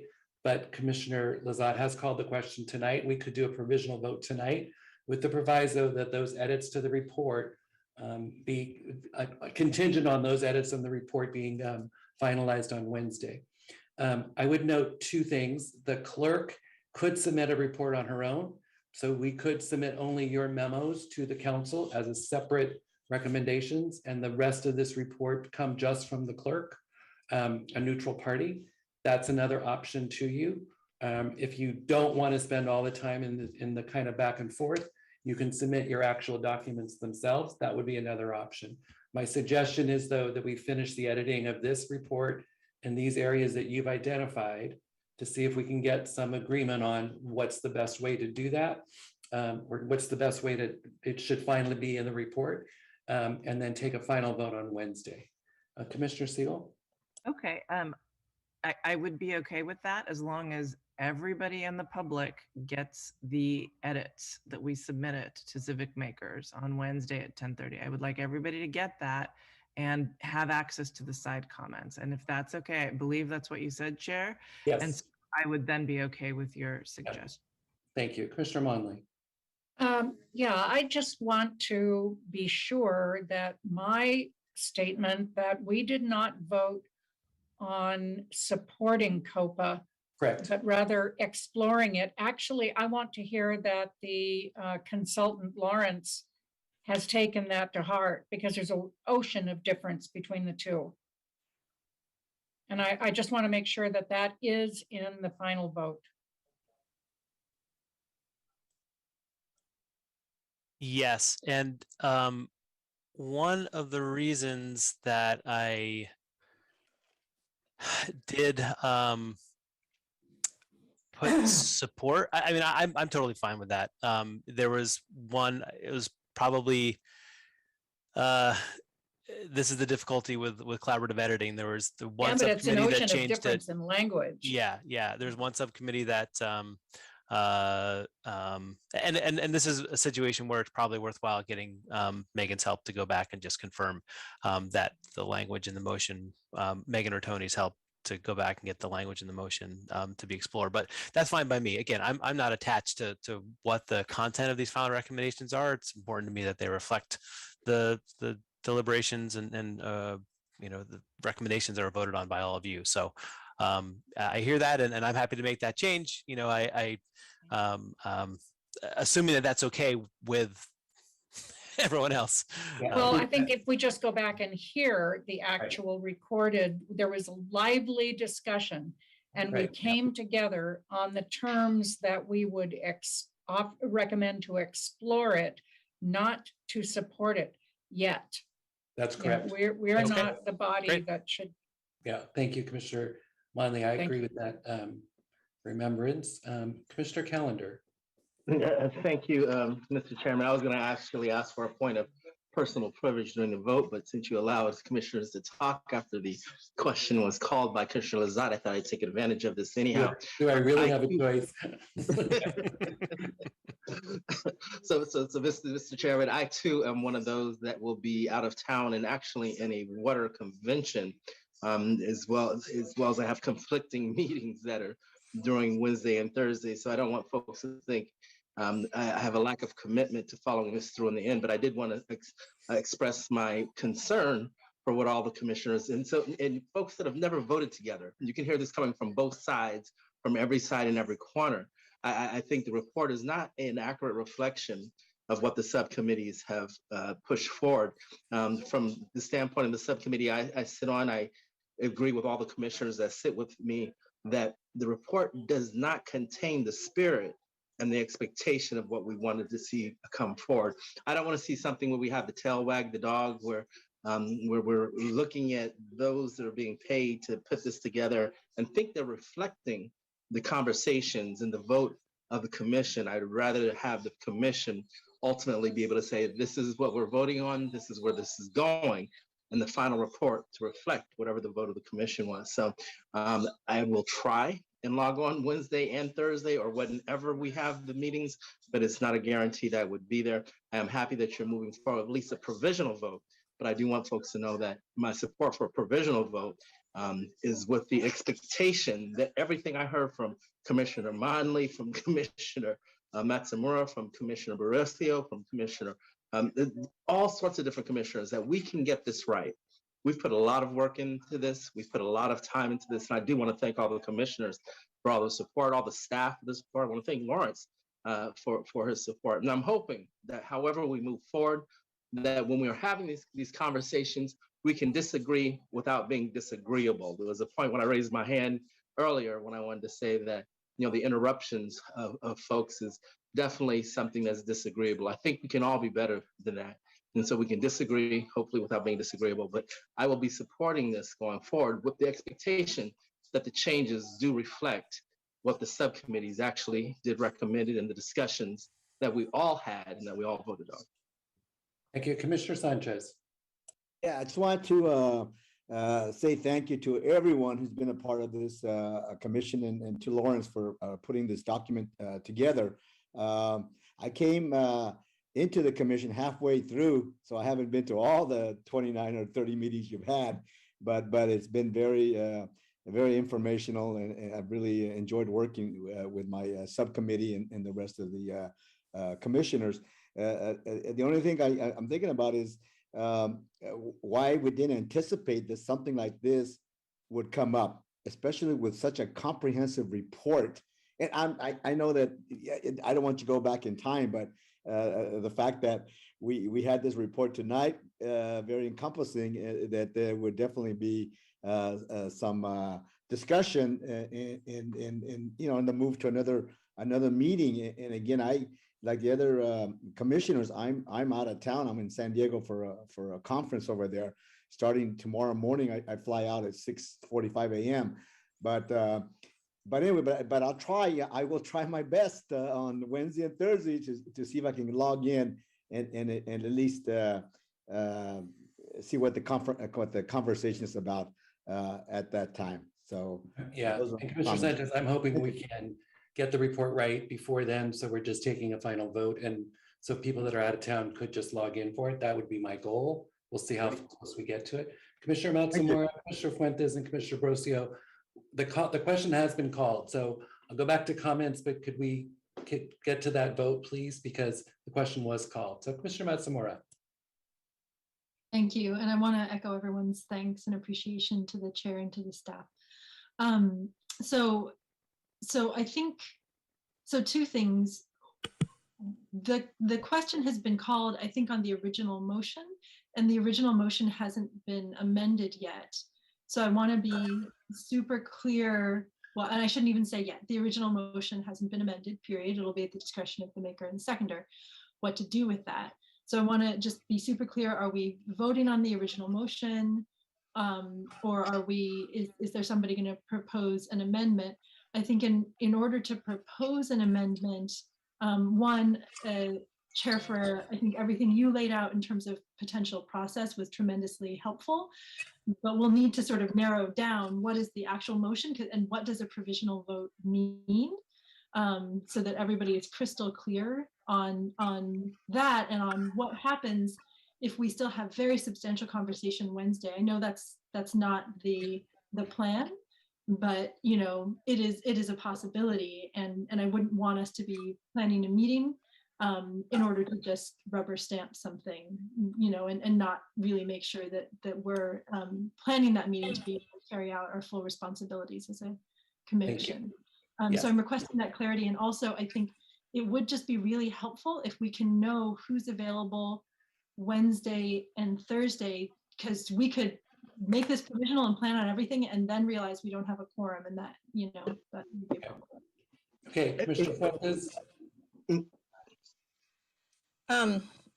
I agree. We should see we have a quorum, and I regrettably am going to be voting no on this motion because, number one, I believe literally that we have until December the 14th or 13th, whatever, 14th, I think, what is written in the directive to us. And I think we should be strong and courageous enough to say we're going to take all that time to do this right. I think there's too many questions and concerns in this document right now to even for a provisional vote.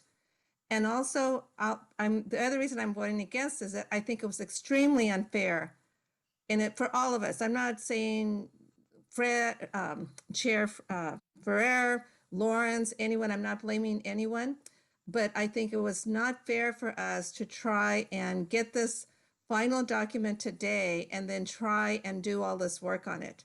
It's just not fair.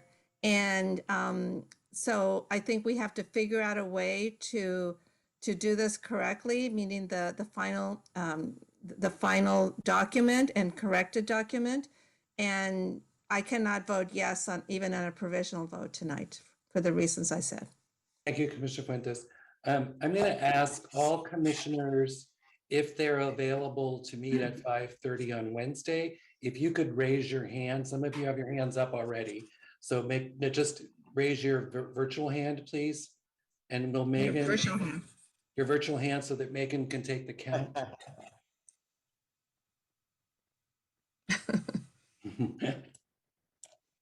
Mr. Metzmer, I'm not sure that there's a hand raised for that. I'm available, but I would be late.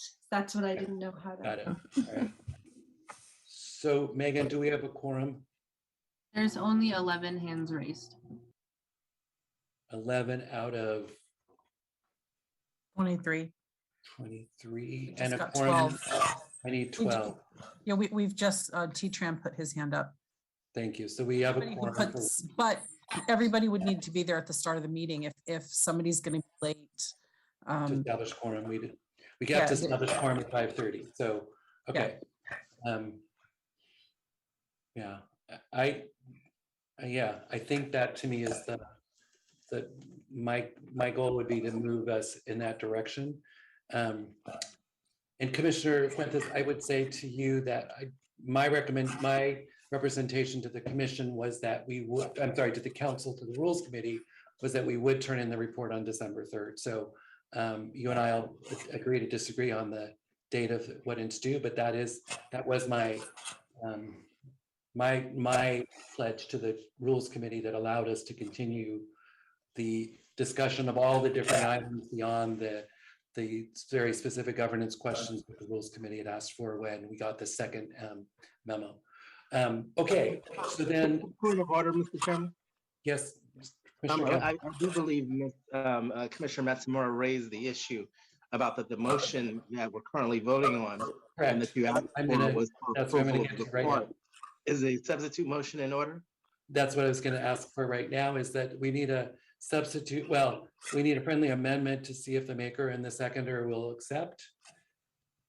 Mr. Chairman, if I could offer a friendly amendment that we ask for this to be 1, a provisional vote, and then 2, I'd also like to incorporate that the recommendations or the red lines from all committees also be posted so that everyone can see those, including the commissioners.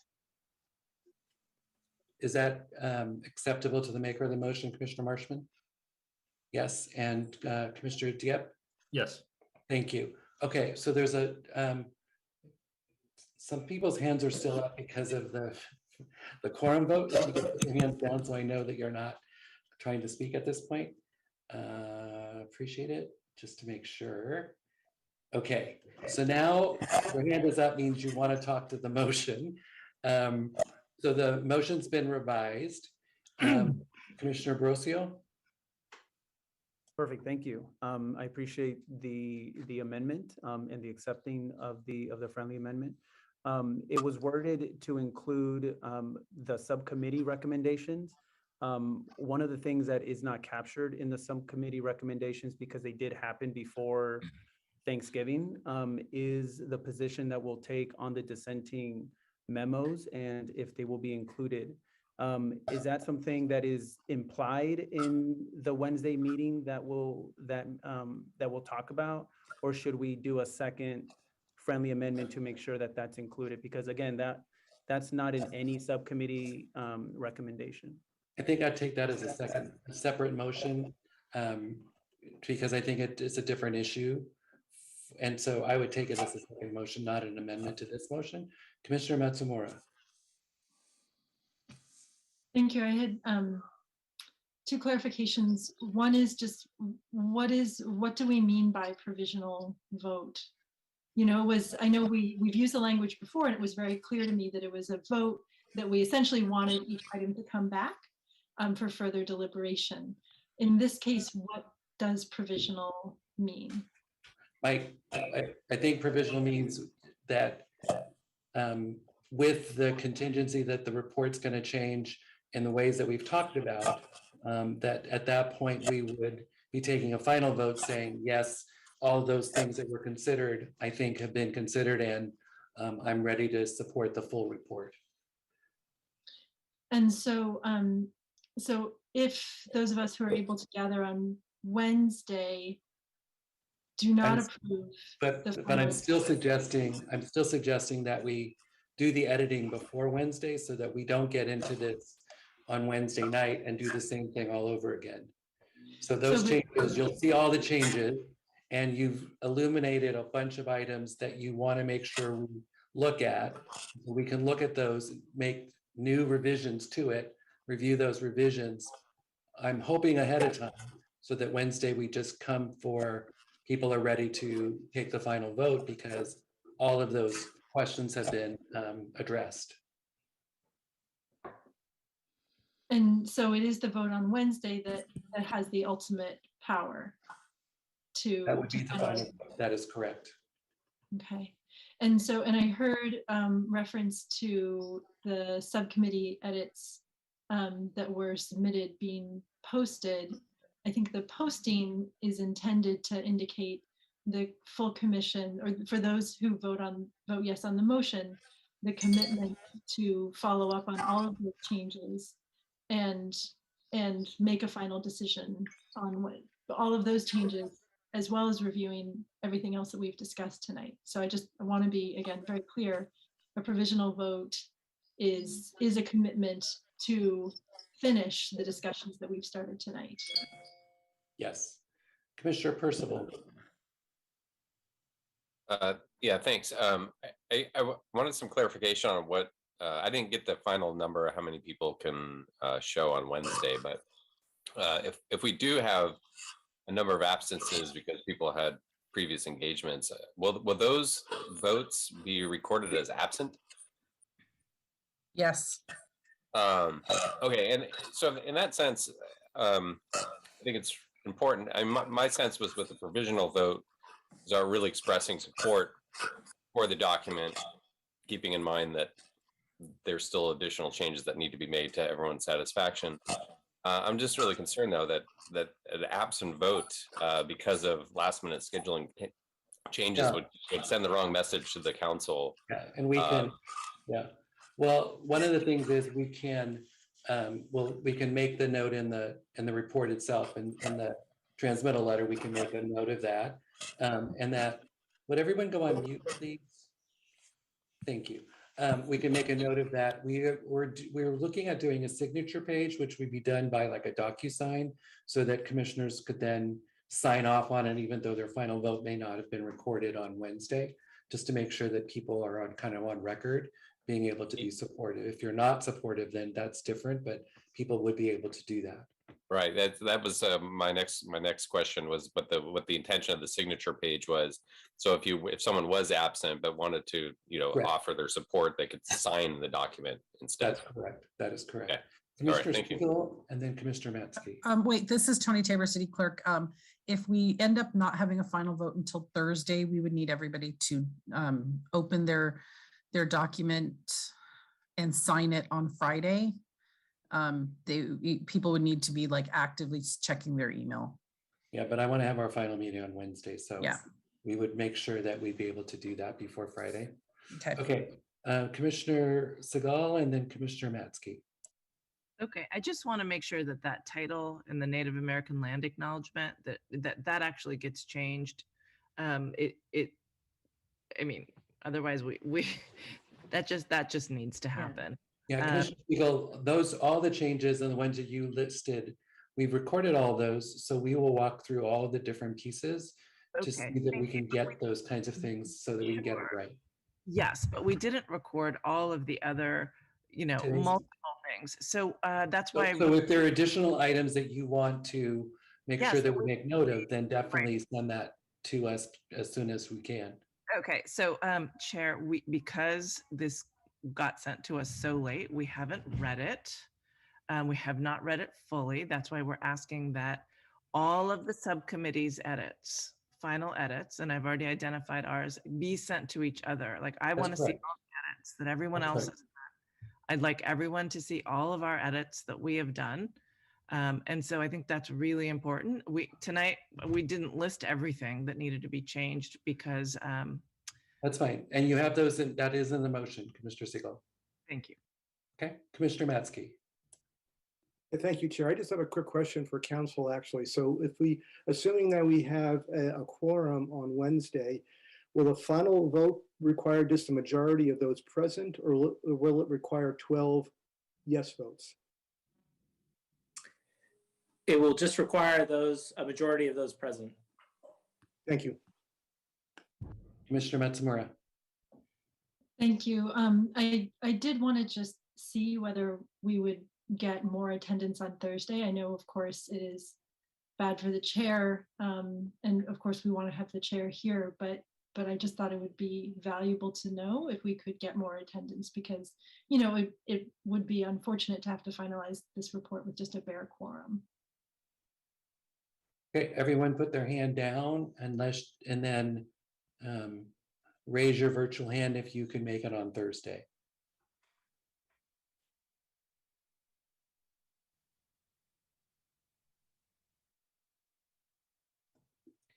Megan, what's the count? There are 11 hands up. Thank you. So it is better on Wednesday. Okay. Okay, you can take your hands down now. And who's got their hand raised for other reasons? Commissioner Quaitran, Commissioner Quaitran. Sorry, Chair, I only had my hand up to show my availability to Thursday. Okay. Commissioner Fuentes, is your hand up to speak? Yes, let's see here.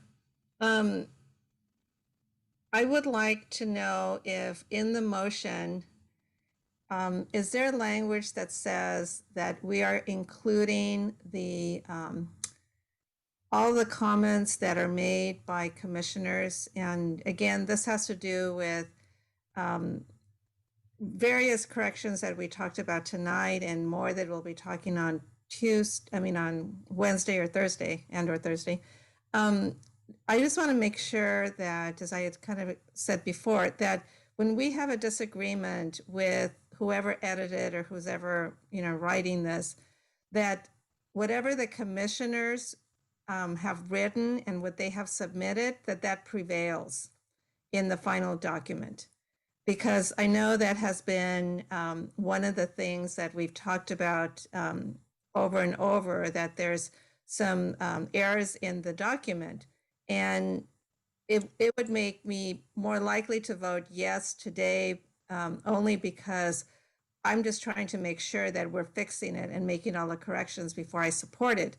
But if we were to have this in the motion or have another amendment that says that we are actually going to accept whatever corrections to the draft are made by commissioners, where things like they're going back to their original actions, original documents that said X, and they were going to change the draft to meet X rather than any edits that have been made. Am I clear in what I'm asking? Yeah, if I could speak, I just, one of the things that I tried to strive for was a consistent format across all recommendations. And so, some of the edits that were provided to me, in fact, Commissioner Fuentes, the last edit that you provided totally restructured the format of a recommendation. So I'm okay with letting go of that, but I think, that means that we're going to have a much less readable document, in that every recommendation would have a separate format. So, there is a balance here of consistency and the presentation to council, and honoring the spirit of these deliberations, which I, believe me, am in full support of. So my request would be that, and again, all the language is pulled directly from recommendations. I've restructured it to condense from the 8 or 9 sections of the memo template to the 4 of the recommendations, the format of the final recommendation report. My request would be that we try to stick to that, at the very least that format, so that people that are reading this know what to expect and can compare and contrast apples to apples, instead of going on a roller coaster ride as they read every different recommendation. So within that format, I'm very open, but that would be my primary sort of consideration, that as additional edits are made, and to be aware that as I made edits, I was trying to maintain that format. Does that make sense? Well, I was thinking more of the content rather than the format. I understand what you're saying, but I was mostly thinking about, various things we've talked about tonight, having to do with content. Yeah, absolutely. Yep. Thank you. Commissioner Huaytran, Commissioner Marshman, I'm sorry, Commissioner Huaytran, Commissioner Callender, Commissioner Marshman. Commissioner Huaytran. Yeah, thank you, Chair. The only note I would want to make is that, for us to get this across the finish line, I would hope that we can all give each other a bit of faith.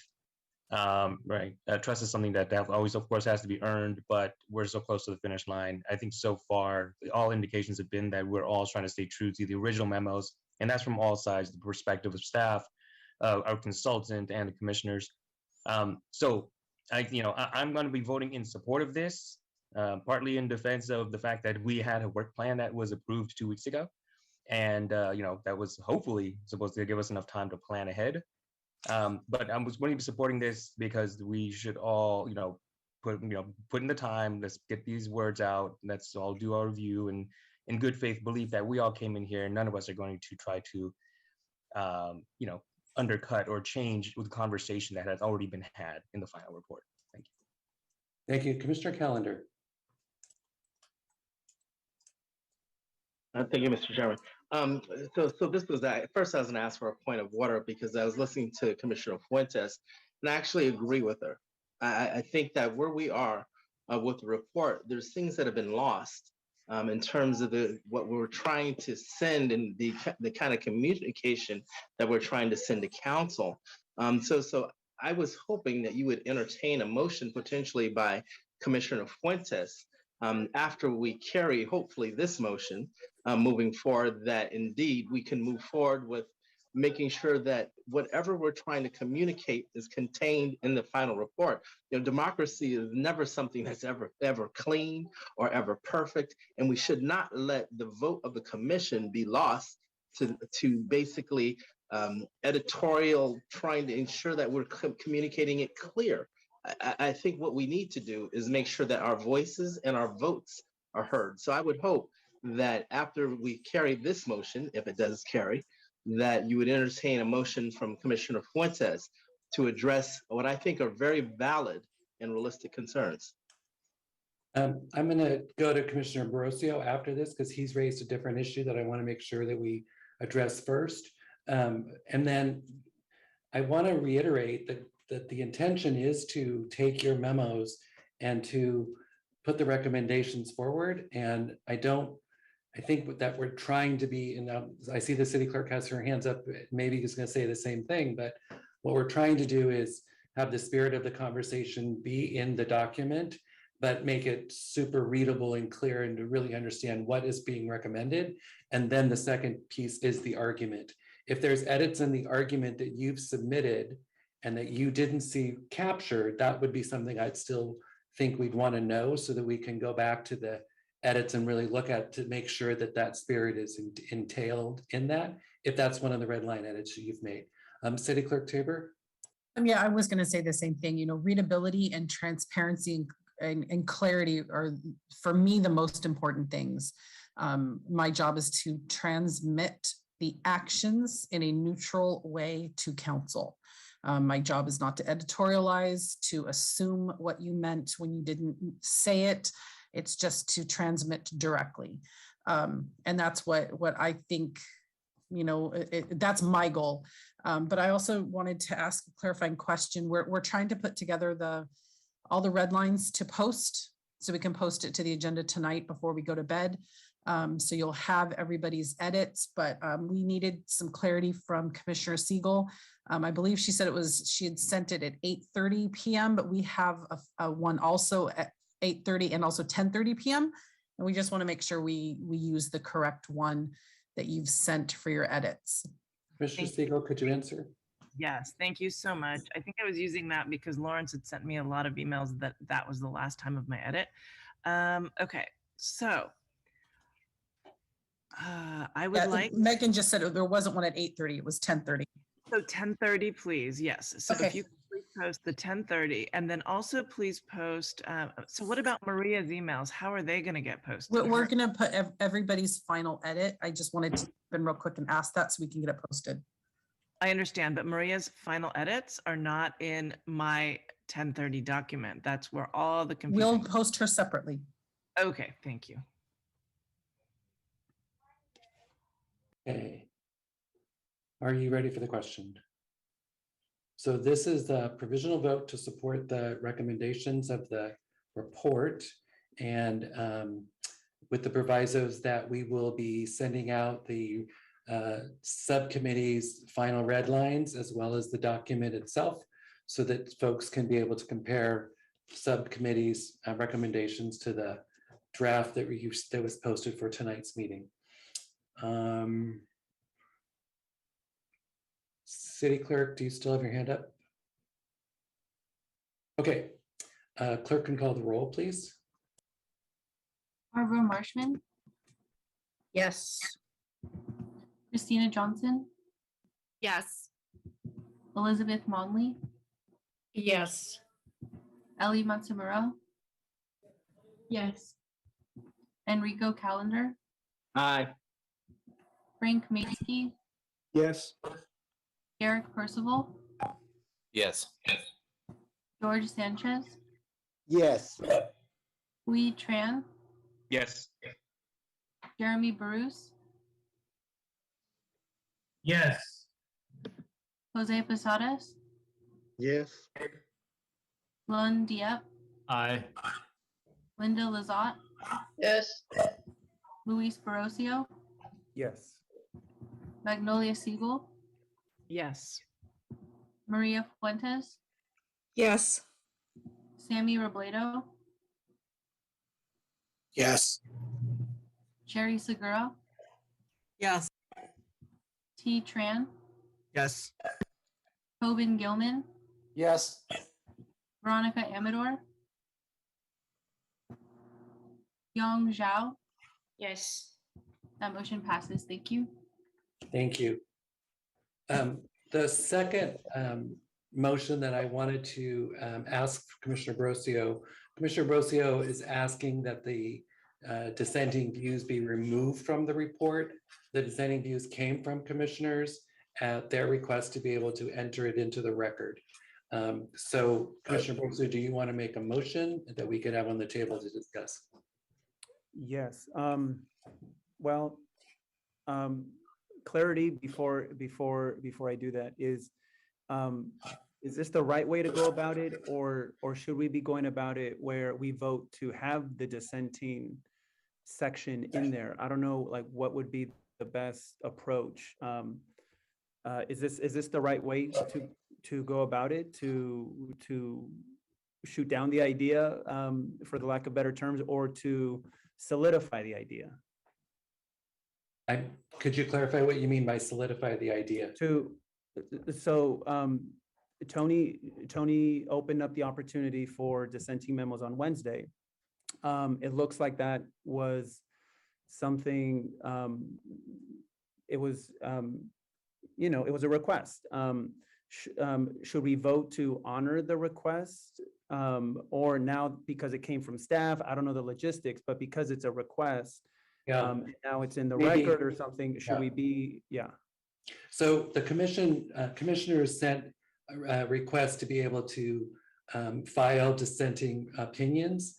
I'll take it historically, take a step back. It was my direction to ask Tony to do that. So in the spirit of inclusion, and I felt like I've tried to include as many different perspectives as possible without regard to my own opinion, I felt that commissioners who had asked to submit dissenting views, that we should include them. They did have the opportunity, they are on the losing side of a vote, but that doesn't mean that their perspectives were any less important. They just weren't the will of the commission. And so I said that we would allow it, but we'd have to open it up to everyone.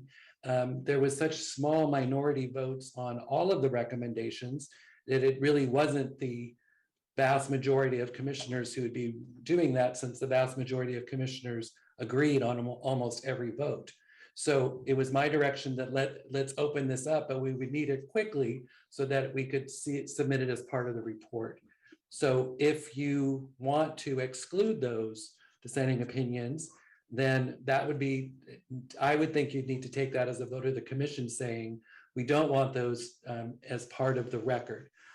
My only reason for accepting it was, again, in the area of inclusion, that if in fact folks wanted to be able to put as part of the record what their thinking and argument was against the keys. Again, it's not in the recommendation side, it's the recommendations are what they stand. That's the reason I asked that I said we could include it. I think if I said no, we couldn't include it, then I would say that the challenge around inclusion would come back up again and saying, well, the chair's being unfair because now he only wants certain opinions to be a part of the report. I'm going to get yelled at either way. So that was my suggestion to staff. And then Tony put the note out to all of you so that you all had the opportunity again. So the few votes that were in the minority of the recommendations had the ability to do that if they could do it in a timely fashion. Right. Okay. No, well, thank you. Thank you so much for the background. Yes, I would like to put a motion out there. I appreciate your thinking and who tapped you to voice that thinking, to open up an opportunity for dissenting opinions. I think my only issue with that is not the dissenting opinions. That could be on the record, My only issue, and I think it might be shared with other commissioners, is just the timing. Wednesday before Thanksgiving, due the day after certainly, Thanksgiving is just not Commissioner the right time. Brosio, Commissioner Brosio, it's only because it came to us at that time. Right, Someone right. raised the issue before, and so I was trying to be responsive. Yes, no. Very busy week for me too, but I was just trying to be Right. responsive and say, yes, we definitely could do it. Okay, let's Right. make sure we open it to everyone so that make sure that all thoughts are included. It's not a part of the recommendation. It doesn't change the recommendation, Right. but it's part of the record. So when council reads this, they can say that here are the other arguments that folks did have, but it was clearly not in the majority of the commission's view. Right. No. Again, to borrow the words from Commissioner Callender, democracy is not clean and it's not, it's always a work in progress, right? So that is understandable. The only thing is, I think there's still an opportunity to put it in the record. I think when council entertains it, it can be a letter from the public. It can be sent to media outlets for letters to the editor. So it wouldn't be lost. It can still be part of the record. But again, I think just the timing of it didn't allow the majority of the commission to put forward a dissenting memo on any of the things that we talked about in our 25+ meetings. So my motion is to please remove the dissenting memos section from the final report. Hey, is there a second to that motion? I second, because they can easily be added to the arguments against the thing. Commissioner Segal is the second. Commissioner Lazat, Commissioner Huetran, Commissioner Lazat. So I'm confused. Are you suggesting that the minority report be eliminated, or that comments to the recommendations or the minority report that were contrary to the vote be eliminated? Yes. So yeah, I can add clarity, and I forget the page that it's on, but maybe Lawrence, you can, as a principal writer, maybe you can reference it. But where the dissenting memos, there's only two dissenting memos show up, is in the first page of the minority report. Lawrence, would you be able to speak to that? So I'm not suggesting that the minority report section be removed. That is totally out of bounds. That is not what I'm saying. What I'm saying is because of the late request and not the time, ample time for us, all of us, to put forward something, to remove the two memos that are currently in the final report. Only those that two happen memos, to not be the in the minority minority report. section. Right, not the report, but just those two letters. What pages? Lawrence, I can look for it, but if Lawrence, if you So have there's it, on page 106, with regards to a mayor council government structure, that was a dissenting opinion submitted by Commissioner Dieppe. And then on page 1, nope, that's not it.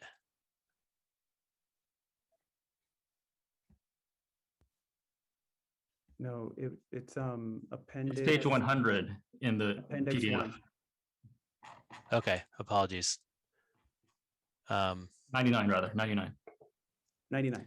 That's okay, and then there is I don't know what page it is, but expand council to 14 districts underneath that is also underneath the that immediately follows the dissenting opinion by Commissioner Dieppe. And Okay. that's Page 102. Okay, Commissioner Tran, Huetran. Yes, this might come just from the practice or the practice and habits that I'm used to in law, but we generally allow for the reporting of minority opinions, and that's for the only reason of you want to make sure that all of the arguments and whatnot are included and heard. And the one thing we I guess we generally should not be doing is getting into an argument just on the papers, right? Where we just memos get edited back and forth just so that they start arguing back and forth with each other. I don't, if the comments or if the some of these dissenting opinions get included in the con argument or get filed as a separate document, separate from this report, or any way, maybe just because it can shorten this document, I'm fine with it. But generally speaking, I'm not going to be supporting any kind of motion that would just basically say strike the whole thing. So at least the way, as I understand it now, Commissioner Borosio, and then unfortunately I won't be able to support it just because I don't think we should be in the practice of just striking entire opinions. Thank you, Commissioner Segal, Commissioner Matsumura, Commissioner Marshman. Commissioner Segal. Thank you. Just as a friendly amendment to Commissioner Borosio, how about we move those two memos into the dissenting opinions, or the con arguments, right? So there's a space, arguments against. And so I could see, for example, Commissioner Marshman's point about 14 she feels is random. That's easily something that could go right in arguments against. So I don't see why it wasn't there in the first place. I think we could just move those two memos, strike them from, remove them from the report, but just add them as con arguments, just cut and paste and stick it right in there because it's a legitimate argument against. It's something that they want to say. They should say it in the body of the report.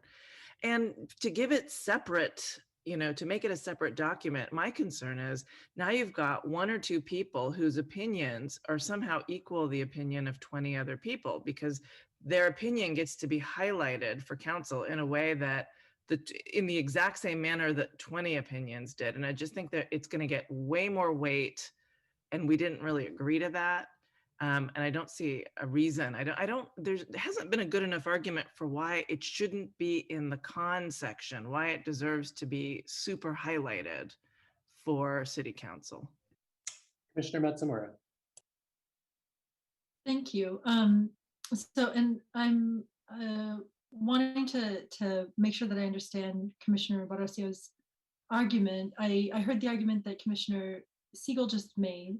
So I'm trying to understand if that's your perspective as well. I think I might have been hearing something a little different from you, which is that there may be a number more commissioners with dissenting opinions who would want to submit memos, but this system, the method that was used to include dissenting memos in the final report privileges those who happened to be able to meet the deadline, the 2-day deadline for Friday.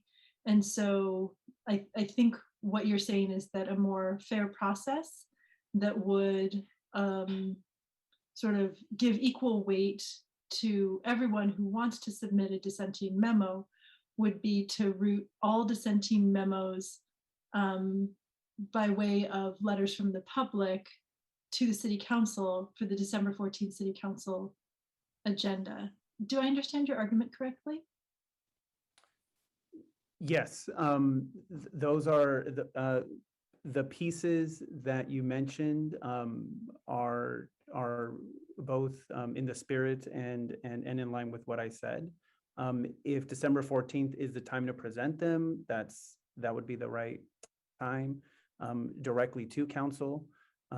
At the same time, it also, I don't know if there could be an extension timeline, but again, I mean, Wednesday is already going to be heavy with the edits of the subcommittees, that I don't know if we want to entertain the idea of opening up the deadline. I don't know if other commissioners would like to chime in, but to what you said, I think that's accurate. A good reflection of what I said. Commissioner Percival. Yeah, thank you. So I'm concerned about throwing in dissenting opinions of the commission in with the arguments against that that format we've been following now for a number of months. Probably because some of at least in my reading the document and listening to our discussions and debate on these topics over a number of months now, that some of the opposing arguments are actually drawn from a lot of different sources. Some of it's in research that we've done, some of it's in testimony that we've had before the commission. To me, those are very different arguments than what was specifically communicated by members of this commission. So that, to me,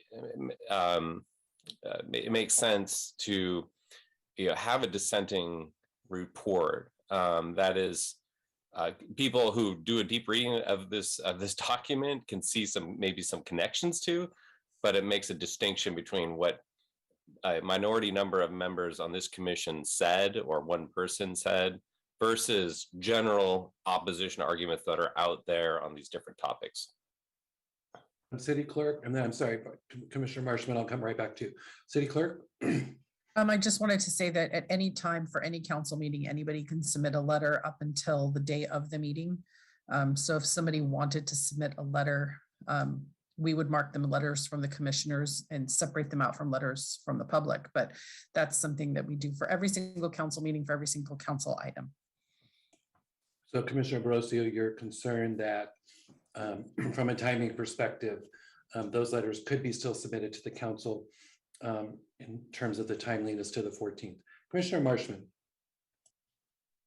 Yeah, as someone who wrote one, seeing the opportunity presented on Wednesday, and I wrote it Friday afternoon, I did try to capture the sense not only of what I thought, but of the other folks who voted no, some of whom I have had conversations with afterwards, and things that were said at the meeting. I don't have a problem with taking these out of the report if others feel like they didn't have opportunities and they wanted, they would have submitted reports. And I feel, having these separated as letters from commissioners, I think would be helpful for me because I took time doing the writing. I did think that in the earlier commission, there were more specific minority, there was a more specific minority report, and there was never an offer earlier to work on a minority report. So I was just leaping at the opportunity, and Thank you, I'm fine with. Okay. Thank you, Commissioner Marshman. Commissioner Diep. Yes, thanks, Chair. So the intent of the City Council when and I was on the council when we gave this down, was to include a minority report. That was actually Councilmember Sparza's inclusion to the final recommendations. And so I think from the council vantage point, it's important to hear not just the majority recommendations of the majority of the commissioners, but also the minority opinions in terms of why someone or a group of someone's feel the majority, voted the wrong way. The way that our process was structured over the year, because of the Brown Act, because of the complexity of serial meetings and such, we went into subcommittees. And in the subcommittee process, it's also kind of a mini vetting of ideas, and so it was not made clear early on to the commission, myself included, that in order to be included in the minority report, to have your viewpoints included, you would have to submit a recommendation and have it fail. Because when I read the minority report, as all of you did, when I got the documents the same times you did, it took me by surprise, because what I thought would be a document or a section capturing the back and forth and the nuance of discussion between commissioners before arriving at the final vote, what I found was a document that just archived the failed recommendations, the ones that did not get approved by our commission. So it was not a nuanced, this is why the commission decided on 14 council districts instead of 20 or staying the same or whatever. I think those arguments are important for the council to consider, and not just the council. I mean, the next charter review commission, future historians or whoever looking back at documents, because we're looking back into the documents from the 1980s or whenever the last one was today. And so I think for historic sake, that's important. And the formatting of the memo structure that we had, what are we trying to solve? What are the arguments for? What are the arguments against? So on and so forth. In that way, it's almost like when you go to a job interview and they ask you, what's your weakness? You put one out there but also to knock it down, right? So I think it's important to have dissents or oppositional ideas from people who kind of feel strongly about it and just lay it out there for public consumption and the council members and future commissions. So I wouldn't support striking any dissents. I wrote a dissent for anyone following who doesn't know that. I'm not tied to the formatting, and I don't care where in the document it is necessarily. Although I do think that including it in the con section, perhaps like taking a page or more document and reducing it to a bullet point to include in a paragraph in a majority memo is something I would oppose. I do feel it's important to be part of the final report. And this was something I think that has been apparent, or we should have been aware of since the beginning, because the minority report was a part of it. It's just towards the end, it kind of got murky about formatting and specifically what would be included. So I would be voting against this, and I would encourage my commissioners to as well. Thank you. Commissioner Matsumura. Thank you. I wanted to hear, if possible, if the chair would entertain the question, whether there are commissioners who, given more time, would have liked to. Yeah, I appreciate that. I agree. Is there any other commissioners would choose to identify themselves as saying, I would want to submit a dissenting opinion, and they don't have to be extensive, but just their own thoughts if they wanted to do that, given more time. Is there anyone that has the desire to do that? When would it be due by? Later tonight probably would be good. I would think we'd want it by Wednesday or Thursday, just because it's a separate document. It's not something that we're editing. It's just well, if I may, I think there's probably two options here. One is the one that you just laid out, Mr. Chair. The other is if we said the path for all dissenting, and there's probably a gazillion actually, so there's two that come to mind for me right now. The other is if we said that the path for all memos laying out dissenting opinions is to be submitted at City Council on December 14th as letters from the commissioners, in which case the deadline, as the clerk said, would be, I guess, the morning of either on December 13th or the morning of December 14th. And that we would be routing all of their, I think, consistent with Commissioner Brosio's motion would be to route all of them that way so that they appear on equal footing with each other. Yeah. City Clerk, you have your hand up. That was from before. Sorry. Commissioner Marshman. Presenting on the day of is not giving very, I mean, if that's meant to be an improvement over just having them appear with all the public letters, that's not any extra attention. In fact, I suspect very little that appears on the day of actually gets read before a council meeting. Just saying, I'm not, it's just Lun and me who took the time to do this, and I'm not gonna, I'm okay with whatever, but that's not an improvement on acknowledging that commissioners took the time to do it. Thank you. Commissioner Matsky.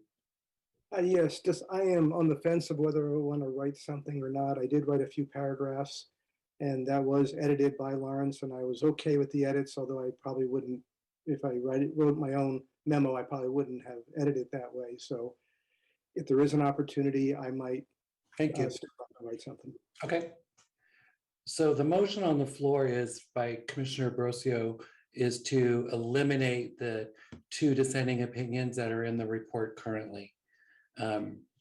Lots of options if you vote for this or vote against it, but that's the only motion that's on the floor is the removal of those two dissenting opinions from the report. If you're ready for the question, Commissioner Brosio. Yes, there was a friendly amendment. I think it came from Commissioner Segal. Correct me if I'm wrong. the spirit of this isn't to eliminate the voice, right? Isn't to undermine that process. It's just unfortunate that we had 48 hours on the worst time on the calendar to prepare a memo, either dissenting something that you liked or that we liked, but didn't pass, or that passed and you didn't like, right? I think we all, 23 of us, have a lot to say about everything that we reviewed. So I definitely don't want to have that not appear anywhere, right? I think the friendly amendment was for it to be put in the counter spaces, right? Provided in the recommendation section. In the recommendation section. Yes, I think that. So Commissioner Brosio, and maybe I could ask Commissioner Siegel, your friendly amendment is to take the two documents that were submitted and add them to the opponent argument in whole, as a whole? Not as a whole. I mean, just as everybody else, you know, Lawrence has been editing all of our stuff. So, so the document, you're asking that the documents be edited into the report in the opposition position. Is that the new motion that you're accepting, Commissioner Brosio? Yes. And the second? Is Commissioner Siegel. And you're accepting that as well? So the new motion on the floor is to edit the documents themselves into bullet points in the opposition arguments in those two areas. Not Am I necessarily accurate? bullet points, just however the opposition is reading now. They read as paragraphs. Okay, in paragraph form, but not to take them as a whole is what I'm trying to make clear. I actually don't.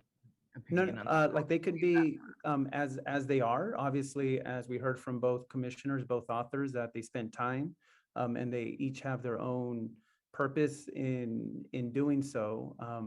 I'm just thinking the minority report, the way it's formatted. Again, I do agree with Commissioner Diep's understanding that when he saw the report, it didn't capture the spirit of what he was thinking, and possibly other commissioners, on how the minority report was going to look, that it was going to capture the nuances, the discussion.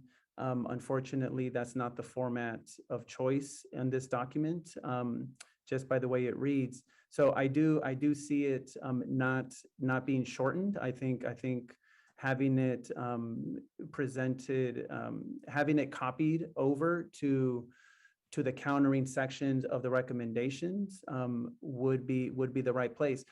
At the same time, maybe this is a question for City Attorney Vanny and Tony and Megan. Is including it in those recommendations okay? Because technically we voted for the recommendations without those in there. So is that even a friendly amendment that we can entertain? From a legal perspective, sure. I mean, the final report will be adopted by this body, and it can include whatever anybody can agree upon. Mr. Diep? Yeah, I just want to, well, I appreciate Councilmember or Commissioner Barasio's, allowance to not edit the substance of anything in the reports. I just kind of want to push back on his framing of the issue. I get that the city clerk sent out an email with 48 hours, but I think that's a bit unfair to frame it that way, because from day one of this commission, for this adventure we've embarked on, we knew that there would be a minority report. And I think anybody who was on the minority end of a vote and had something that they felt they wanted to get in the record would have paid attention to kind of, hey, how's this going to shake out? And where will this opinion or where will this comment go in the document? And most of us were, more concerned with our subcommittee work, and because the majority of the group was in the majority, right? So I don't think that the commissioners were shortchanged in any way in terms of I poked around, I asked, and then so we got 48 hours to write something. But there should have been others, right, who said, hey, we're always talking about the majority report and the final report, but what's going to happen with the minority opinions? And that suggests to me that there probably weren't that many. And in the ultimate, result, there were only 2 submitted. So I think everything is still kosher, unless, but anyways, that's just my opinion. So again, I'll still vote against this. Thanks. Thank you. Commissioner Marshman.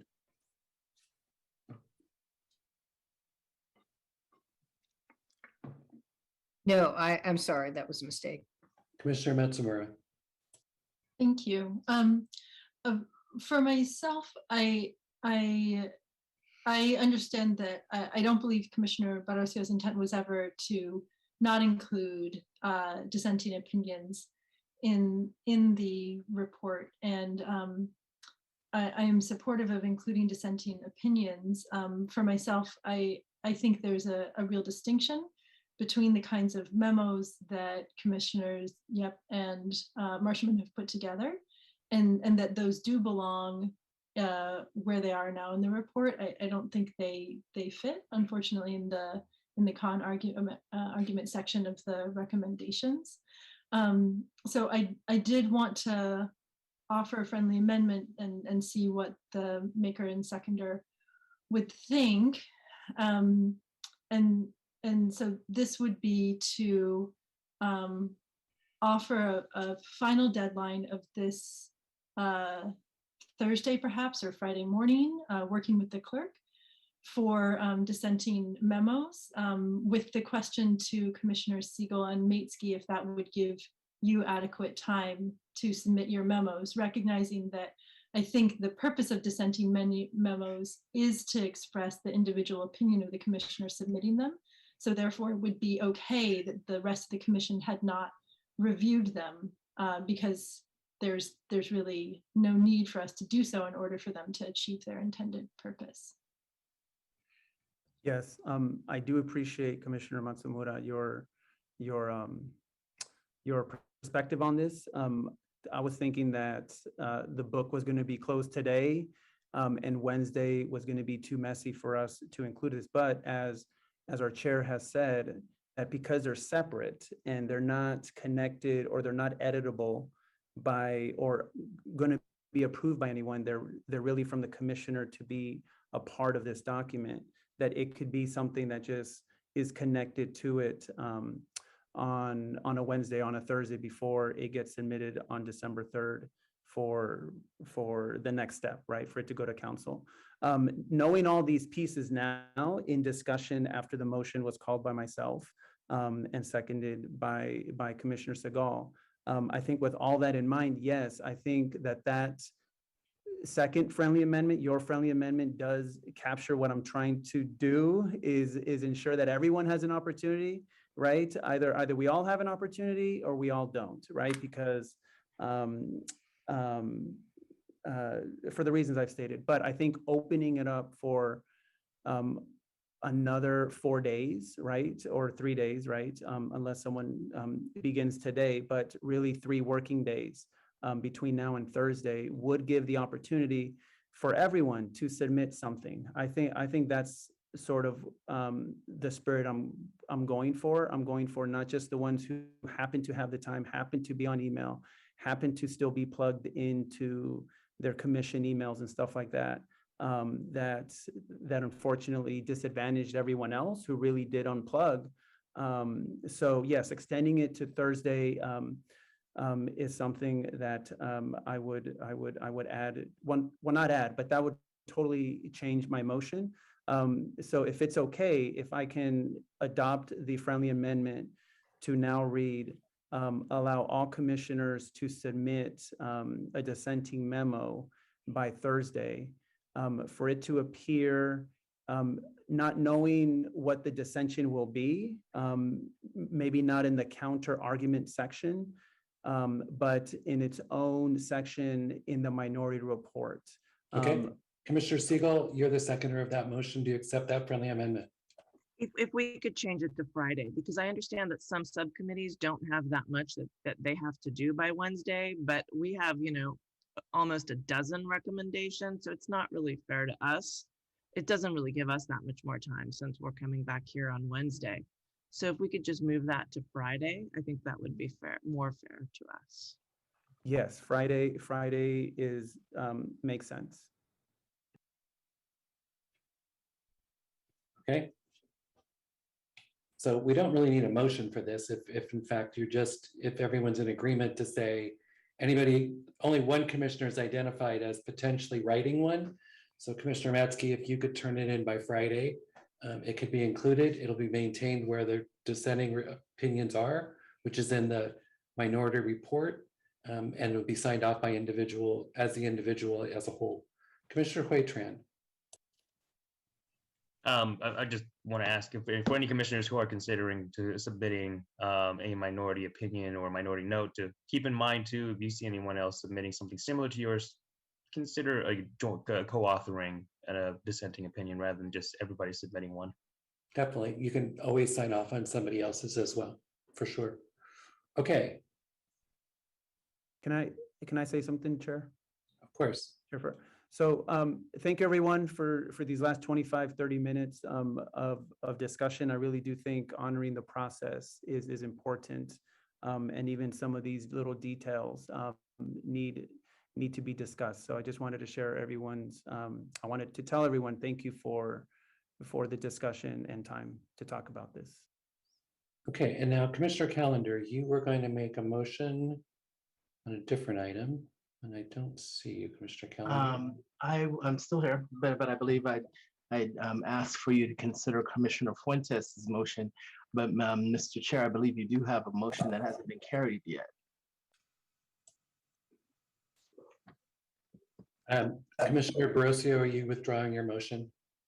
Not knowing the proper procedures, if that is the right thing to do, then yes, I withdraw my motion knowing that we don't need to vote to extend the deadline. Okay.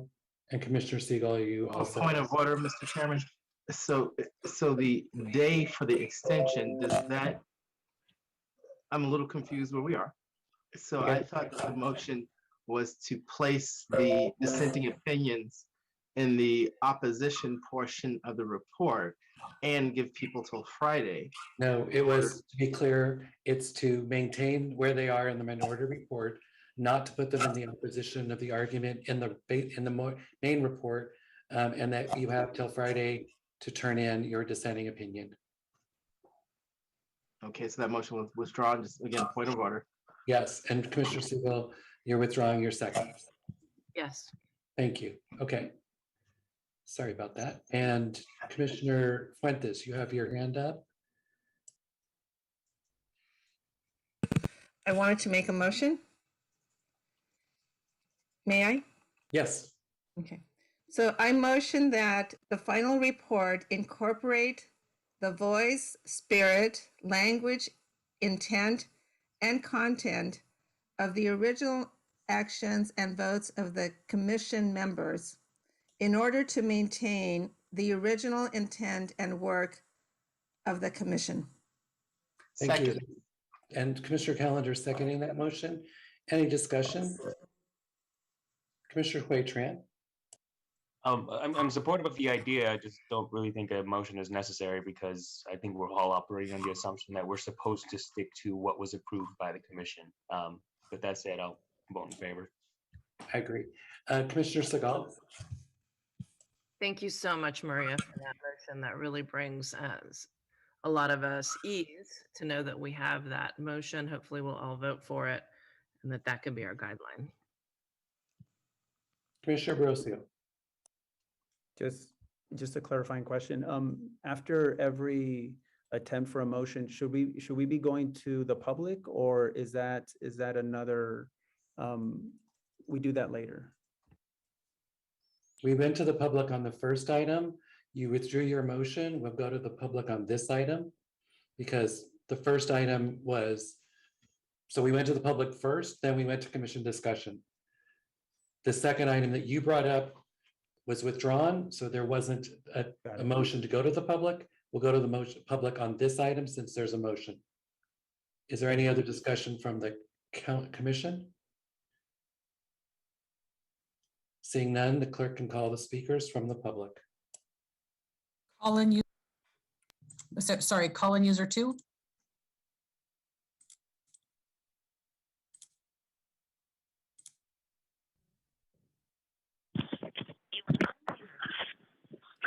What I just listened to was amazing. What did I tell everybody before? It's being run by a bunch of teenagers, man, trying to sneak stuff in and not doing the work, and people not correcting things properly. It's unbelievable. Now, what would be funny is if they put something in there and nobody saw that they gave City Hall back to the native people, the Ohlonies. That would be funny. Look at how you operate. I mean, the guy who was trying to explain himself sounded like Eddie Haskell. I don't know who he was. The woman who caught the errors, good for her. This goes to show you that when nobody's watching, which you guys violated the Brown Act, you violated the Sunshine Laws. Unbelievable. This is what Susan Hammer used to do. She's the one who almost wrecked Christmas in the Park by trying to vote out the word Christmas and take the manger away. She did that illegally and got caught. Just like you guys got caught tonight. This was funny. This is like watching you guys get a traffic citation. It's unbelievable what you're doing. You guys should really look at yourselves in the mirror and say, what am I doing to myself in the city? I mean, you're not following proper procedures. I mean, if you go 10 miles over the speed limit, you probably get a ticket for $1,000. You guys are violating real laws, not even infractions. Are these even felonies? I don't know. But you guys need to sharpen your pencils. You need to get organized. You need to start doing things for the public and not yourselves. Okay? You guys are really selfish and you're immature, and it's irresponsible how you're managing this. Well, I don't even know if I could show up on. Paul Soto.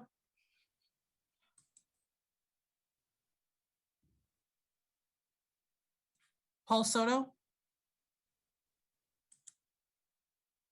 Yes, thank you. I really want to thank Commissioner Fuentes for your Commissioner Fuentes and Barros, because you get it, you understand it, and I know it's hard to articulate that within the context of these conversations, because we have normalized the injustices that have continued to infect my community, the Chicano community and the Mexican community on the east side of San Jose and Salsipuedes has been affected by policy like this. I agree with Mr. The homeboy, my co-pilot. It was irresponsible to submit a document like that in the first place. The fact that you did, and you're presenting it to me from the public for my examination, because that document's got to go through me too. Okay, and I get it for my examination, and I look at it and I see this kind of a 10th grade English teacher would have not accepted that. The language was not clear. It was inconsistent with the principles that we are asserting, especially with respect to equity. Okay, this city is not going to get away with anymore forging documents and forging the word equity onto documents so that it could legitimize that document for the future, so that when they look at these crimes against humanity, because that's what's going to happen here. And what they're going to do is they're going to examine San Jose. Okay, and what is happening right now is San Jose, there is a knowledge of that. There is a knowledge, there's an operating principle that acknowledges that what's going to happen in the future. And that is, this place is going to be examined for all the gentrification that's going to be happening within the next 10 years. Okay, so I thank you for Tessa Woodmansee. Tessa Woodmansee. Okay, yeah, thank you. Yes, I think it's important to have the negative, whatever the opposite view of what dissenting, they call it dissenting, You can hear me still? Yeah, so dissenting viewpoint is very important. And I was just reading about what was happening in our, somebody said in the climate report, oh, well, I don't think we should put crisis in there. I don't think crisis. That's wrong, because that's not, and then, they acquiesced, which was wrong. So I think it's important for the record to say that we had originally crisis in our report. And this is why the dissenting or some type of, not only the majority opinion, because the majority opinion is not all the whole record of what happened. And like we always say, is that, at least there'll be a document that we tried to do something, in terms of our climate crisis, the most important thing that we're dealing with. And I was just reading about our sunny weather right now that's 10 to 15 degrees above normal is a result of a ridge of high pressure stretched across California. And this ridge is preventing any storms from the Pacific Ocean pushing into California. And it's acting like a blocking mechanism and streaming all that moisture into the Pacific Northwest. And that's why British Columbia is being flooded. They have they've been able to turn the rivers. It's so bad up in British Columbia and in the also in Washington State, all the rain and flooding that's going on. And we're having droughts that we have to build and be prepared. And this is where, just having that document that shows that that just because, to make it politically acceptable, we had to take out the word crisis, is not right. So we definitely need the dissenting to show the full document. Blair Beekman. Hi, thank you. I'm in agreement with Tessa. It's interesting to show the dissenting opinion. I don't know what you can call it, a dissenting minority opinion. Find a good name for it to show that, this is a consensus process we're building, and that, to offer different points of view, it can be important and meaningful and helpful. And to work on those terms, good luck how to do that. The feeling I got from the Rules and Open Government meeting of October 25th, I think it was, end of October, they want to stick to the December 14th date, but they were also open and flexible. If things need to continue a bit longer or whatever, is going on, they were respectful of that too.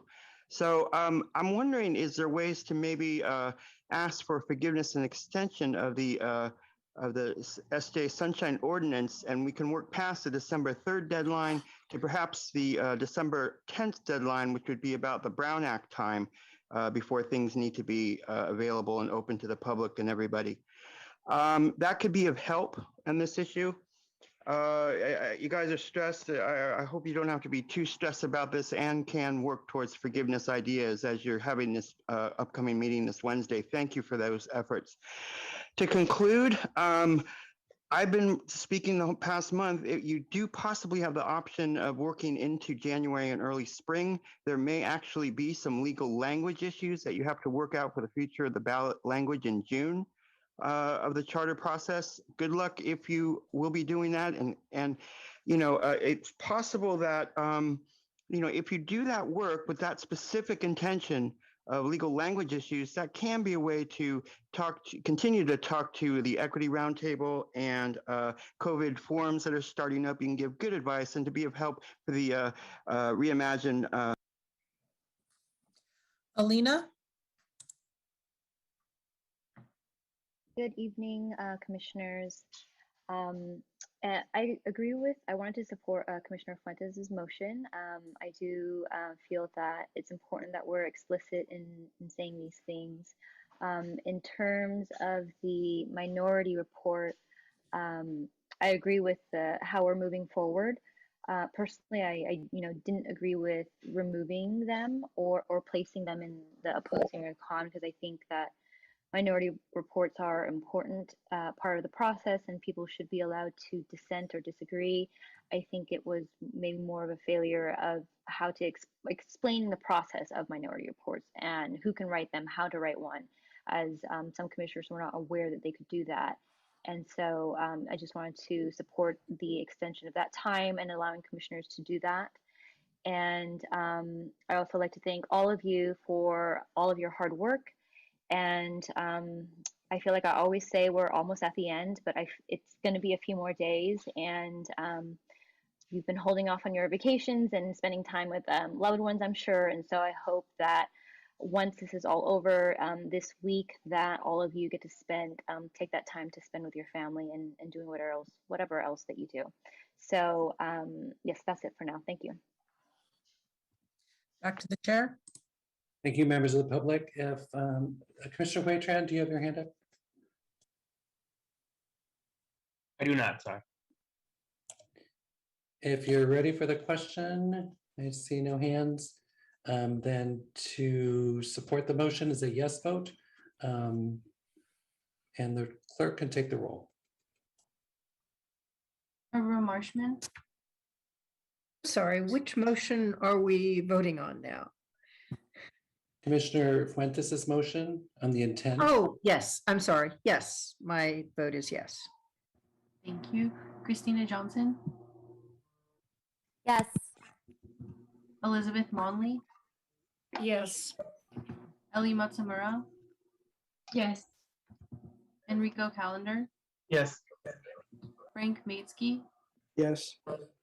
Eric Percival. Yes. George Sanchez. Yes. Hui Tran. Yes. Jeremy Barus.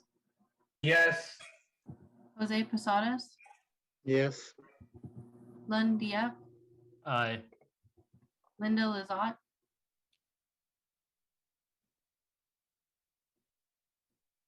Linda Lizotte.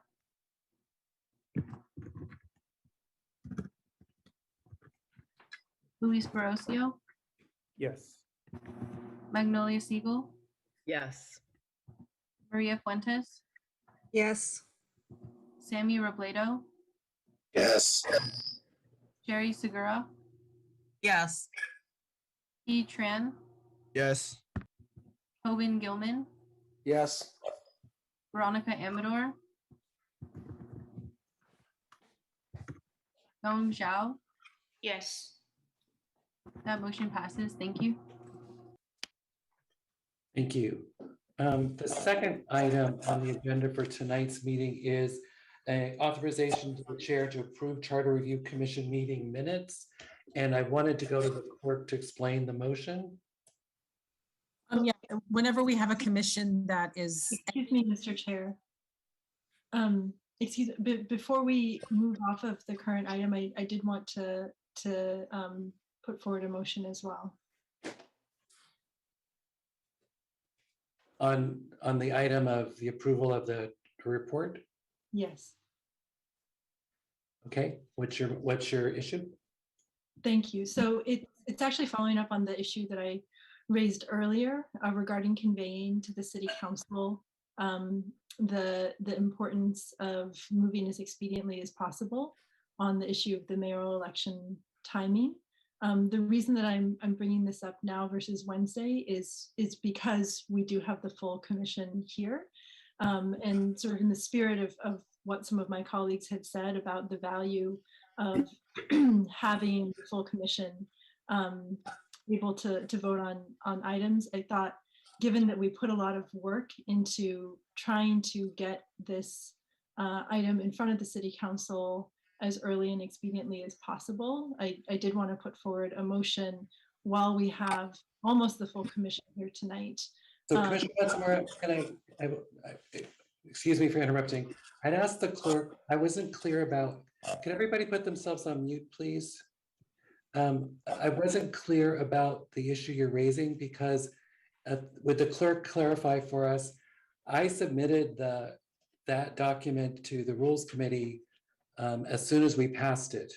So what I'm confused, Commissioner Matsumura, about what you're looking for in terms of the action you want us to take.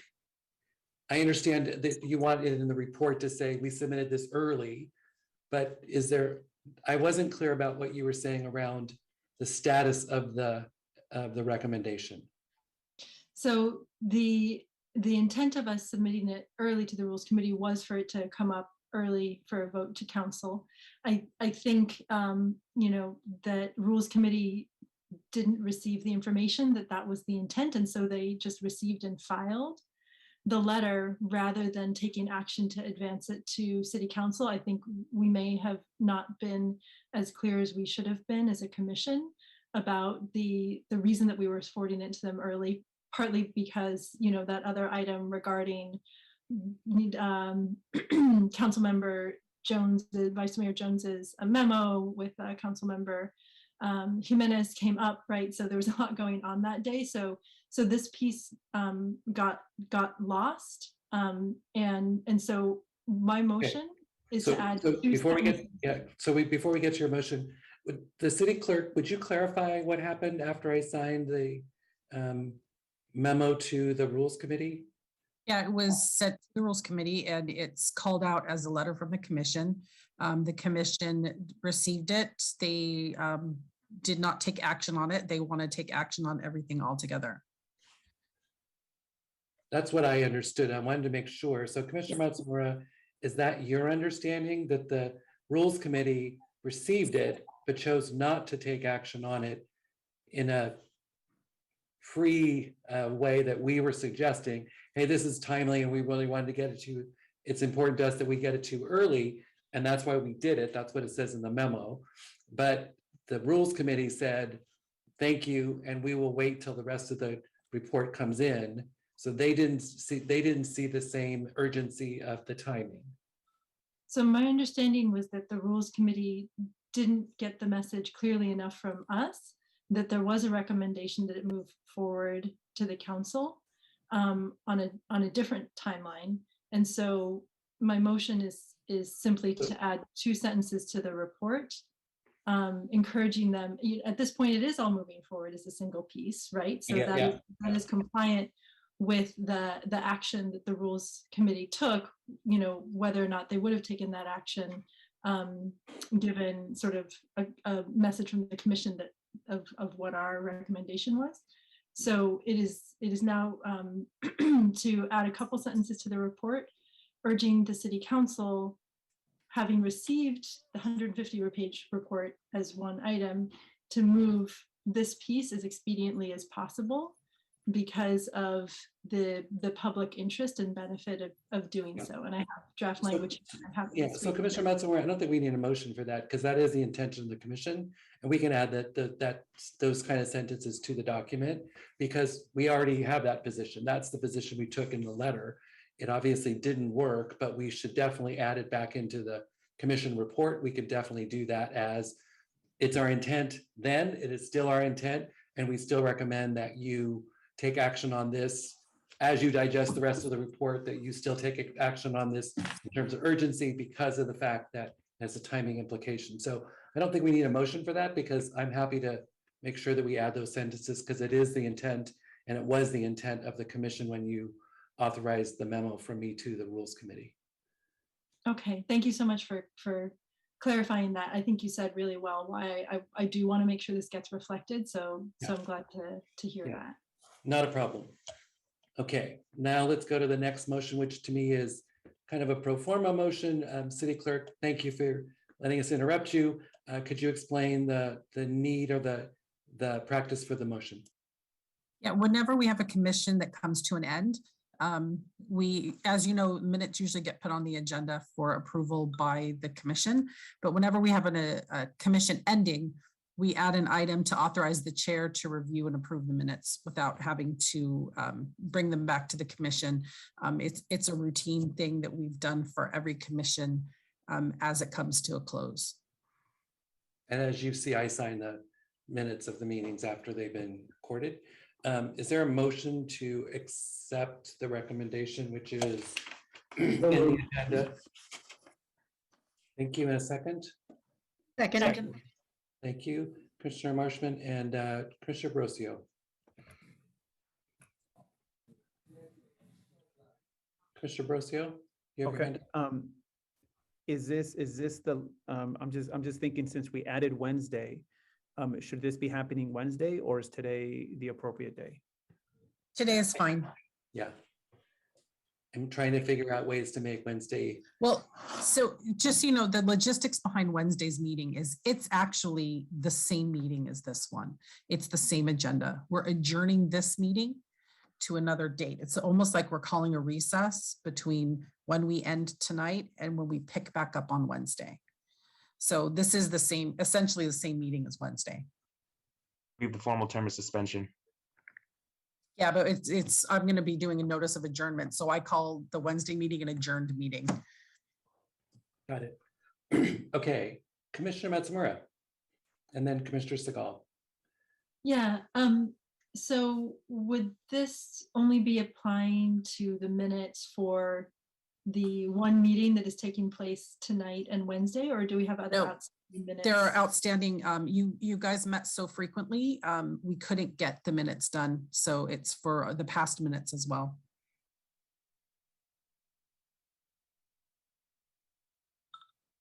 Commissioner Segal? Will the chair be approving all the minutes, or will you be going through and taking things out and rejecting some minutes? Well, he would be approving, like if he reads through them and says, oh, I don't think that captures the action, we would make amendments. It would be a back and forth. We would submit our minutes to him.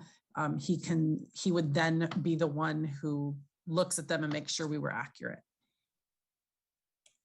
So is that a yes? He would have a unilateral authority to change minutes and take things out? Well, no, yes and no, because I won't let anybody change minutes into something that doesn't reflect what actually happened.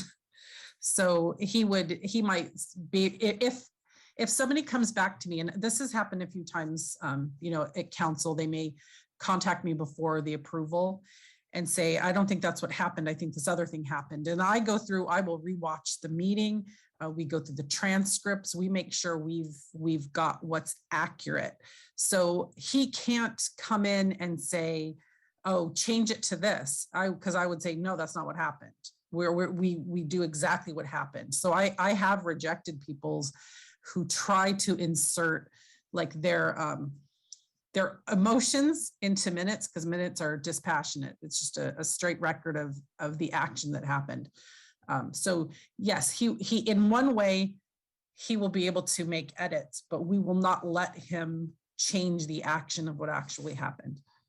Thank you for that. I think because we've had like 30 something meetings, we've had so many past meetings, it's impossible for anybody to remember what has happened, what has not happened. So I would just make a friendly amendment, which is all the minutes that this commission, Charter Review Commission, has already approved, because we went through and we've approved minutes.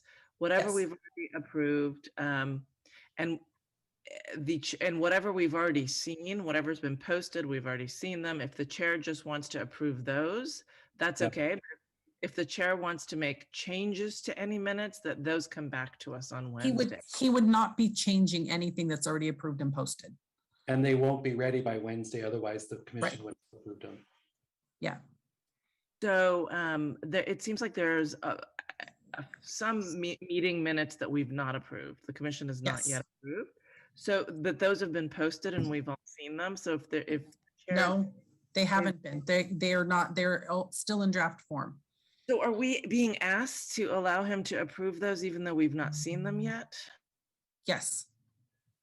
Okay, I don't think I can agree to him approving something we haven't seen yet. Thank you. Okay, any other questions, conversation? Commissioner Diep. Yes, so in light of this line of conversation, Tony, could you explain the context of what happens if this fails? We would have to gather again to approve the minutes as a group. So another meeting sometime in the future, correct? Yes. All right, so I just want the commissioners to grasp that. Commissioner Matsumura. Thank you, Commissioner Diep, for that. It's similar to what I was going to ask. And then also, if we were to approve this tonight and then see the minutes posted after the chair's approval of them and have concerns with the way that any of the actions were represented, what would be the options available for commissioners to raise those concerns? Oh, you could email me and say, you guys blew it on this one. That was not the vote. That was not the action. And then I would go through and I would go through back to the video and the transcripts, verify that you're correct and that we were wrong, because that does happen. We'll have sometimes a department will tell us, well, the minutes will go through, get approved by council, we've written them, and then a department will look at it and say, oh, you know, that dollar figure is wrong, or they didn't approve item E, and then we can make amendments to the minutes after the fact. So if you come back and say, you guys are really wrong, like, I know this is not what happened, and it's not correct, then we'll redo them and have him reauthorize them. We try to be as accurate as possible, so we don't have that happen very often. It does happen occasionally. Commissioner Segal. How long do we have to come back and how long will the 2 years? I mean, there really isn't a limit. Like if we post, what we'll do is we post them, let you guys know, hey, the minutes are up. And if like a year from now, you're just perusing and saying, hey, this is incorrect, I can make a correction later and we would note when the correction was made. So will the charter review ordinances go through and get posted, and a year later find that like the wrong version was sent to us, and we may, well, not ordinances, more like resolutions, and we've made technical corrections. Thank you for that. So then for the next 2 years, will the videos be up on YouTube so we can reference them? I'm pretty sure they will. I need to double check with Craig in the TV crew, but we have all of our meetings for city council going back a decade on the website. So even if they're not on YouTube, they would probably be on our website, because the videos are currently posted in 2 places. Okay, thank you. And my last question is it possible that you could get us these minutes maybe by tomorrow at noon? No, and then no. Maybe by Wednesday? They're not, nope, no. I mean, it takes a long time to write good minutes, because it's not just about capturing the action, it's also the formatting. And we are in massive draft form. I haven't reviewed any of them. Megan writes them, I review them, and then they go to you guys. We're not even in that. We've had, I can't tell you how many, I've had a meeting almost every day in November, and Megan has been a part of almost all of those meetings. She has not had time to go through and write. She's sending things to translators, updating websites, updating agendas, sending correspondence to you, to the redistricting commission, posting memos to redistricting as well as to you. She has not had the opportunity to write the minutes in any way, form that would be ready for you guys to approve them in 24 hours or 48 hours. Now, when this commission submits its report December 3rd, she's spending the rest of December writing minutes. Commissioner Huaytran. Call the question. The only other thing I would say, I'll call the question. The only other comment I'd make is the commission has approved all the minutes that have been submitted with almost no corrections that I can recall. So the idea that somehow the minutes are going to change in any dramatic way. The only time I've ever questioned the minutes is that we just go back to the record to make sure that that was the actual vote, or maybe those are the only kinds of, there's no real editing on my part as much as just looking as another set of eyes. But as you've approved all the minutes up to the point of when our last series of meetings happened, there's been almost no corrections. So Megan's done a great job. So I feel like we'll still continue that tradition. The question's been called, and we will go to the public on this item now. Paul Soto? Yes, Paul Soto from the Horseshoe. I mean, it's rude to do what's being done right now, okay? Because I know I'm being lied to. I know I'm being conned. I know I'm being gamed. And it's like blatant, like right here in front of my face. Lawrence is not going to get away with what he's done tonight. He is equivocated. He is stuttered. He is, because he's searching and looking for that. Okay, Paul, that is not what we're talking about right now. The item we're talking about is the approval of the minutes. Please don't interrupt. This has nothing to do with, no, I'm trying to keep you on topic. I'm talking about Lawrence. I'm talking about No. what's inside in them. Lawrence has nothing to do with the minutes. That's city clerk's office. All right, you win, Tony. Anyways, so with these minutes is that I need to be able to examine those and to critique them prior to in a significant amount of time so that I can formulate a position with respect to those documents. Because if I'm not reflected in them, if my mother's not reflected in them, if the Chicano community is not reflected in them, these are invalid and they're illegitimate, period. Period. We are 25% of the COVID deaths and 50% of the COVID infections not too long ago. Okay, that needs to be reflected. People just want to split and talk about this being an inconvenience for them and they got lives outside of here. Well, then go to that. We need committed members of the community. We need soldiers committed to this community. Why? Because it is war against the people. And the war is fought not with guns. It's not fought with swords. It's fought with language in these documents. And this is why the challenges are so direct and forward and aren't. Blair Beekman. Hi, Blair Beekman here. Thanks for the meeting tonight. Thanks for the ways you've allowed public comment tonight. To go back to what I think was kind of a changing event of how we worked the public process for this whole commission meeting process. Back in May, the events of the VTA incident in May, it kind of changed the course of how we talked about the open public accessibility of the process. And I think that's being noted here right now. We fell behind on issues of accessibility and public accountability. I think the subcommittee process, I think we've learned some important lessons since May, and we're trying to come around to what a good open public accessible process can be for the subcommittee process. You know, that can be hopeful and helpful. In the city of Berkeley, they fully easily work that way, and they always invite their public to the subcommittee process. And we're learning those lessons. I hope the recordings from the subcommittee process can be made available to the public. This can help sort out this issue of the minutes concerns we're having right now, I think. And I think we can build, good luck how we can do that. I think we're learning important lessons since May, and it shows, you can feel it. So good luck in how you can work on this issue and make it an open, accessible process and a fair process for all of us. Thank you. Tessa Woodman. Thank you. I guess my speaker is supposed to start again. Do you hear me? Hello, can you hear me? Yes. Oh, you can hear me? Good.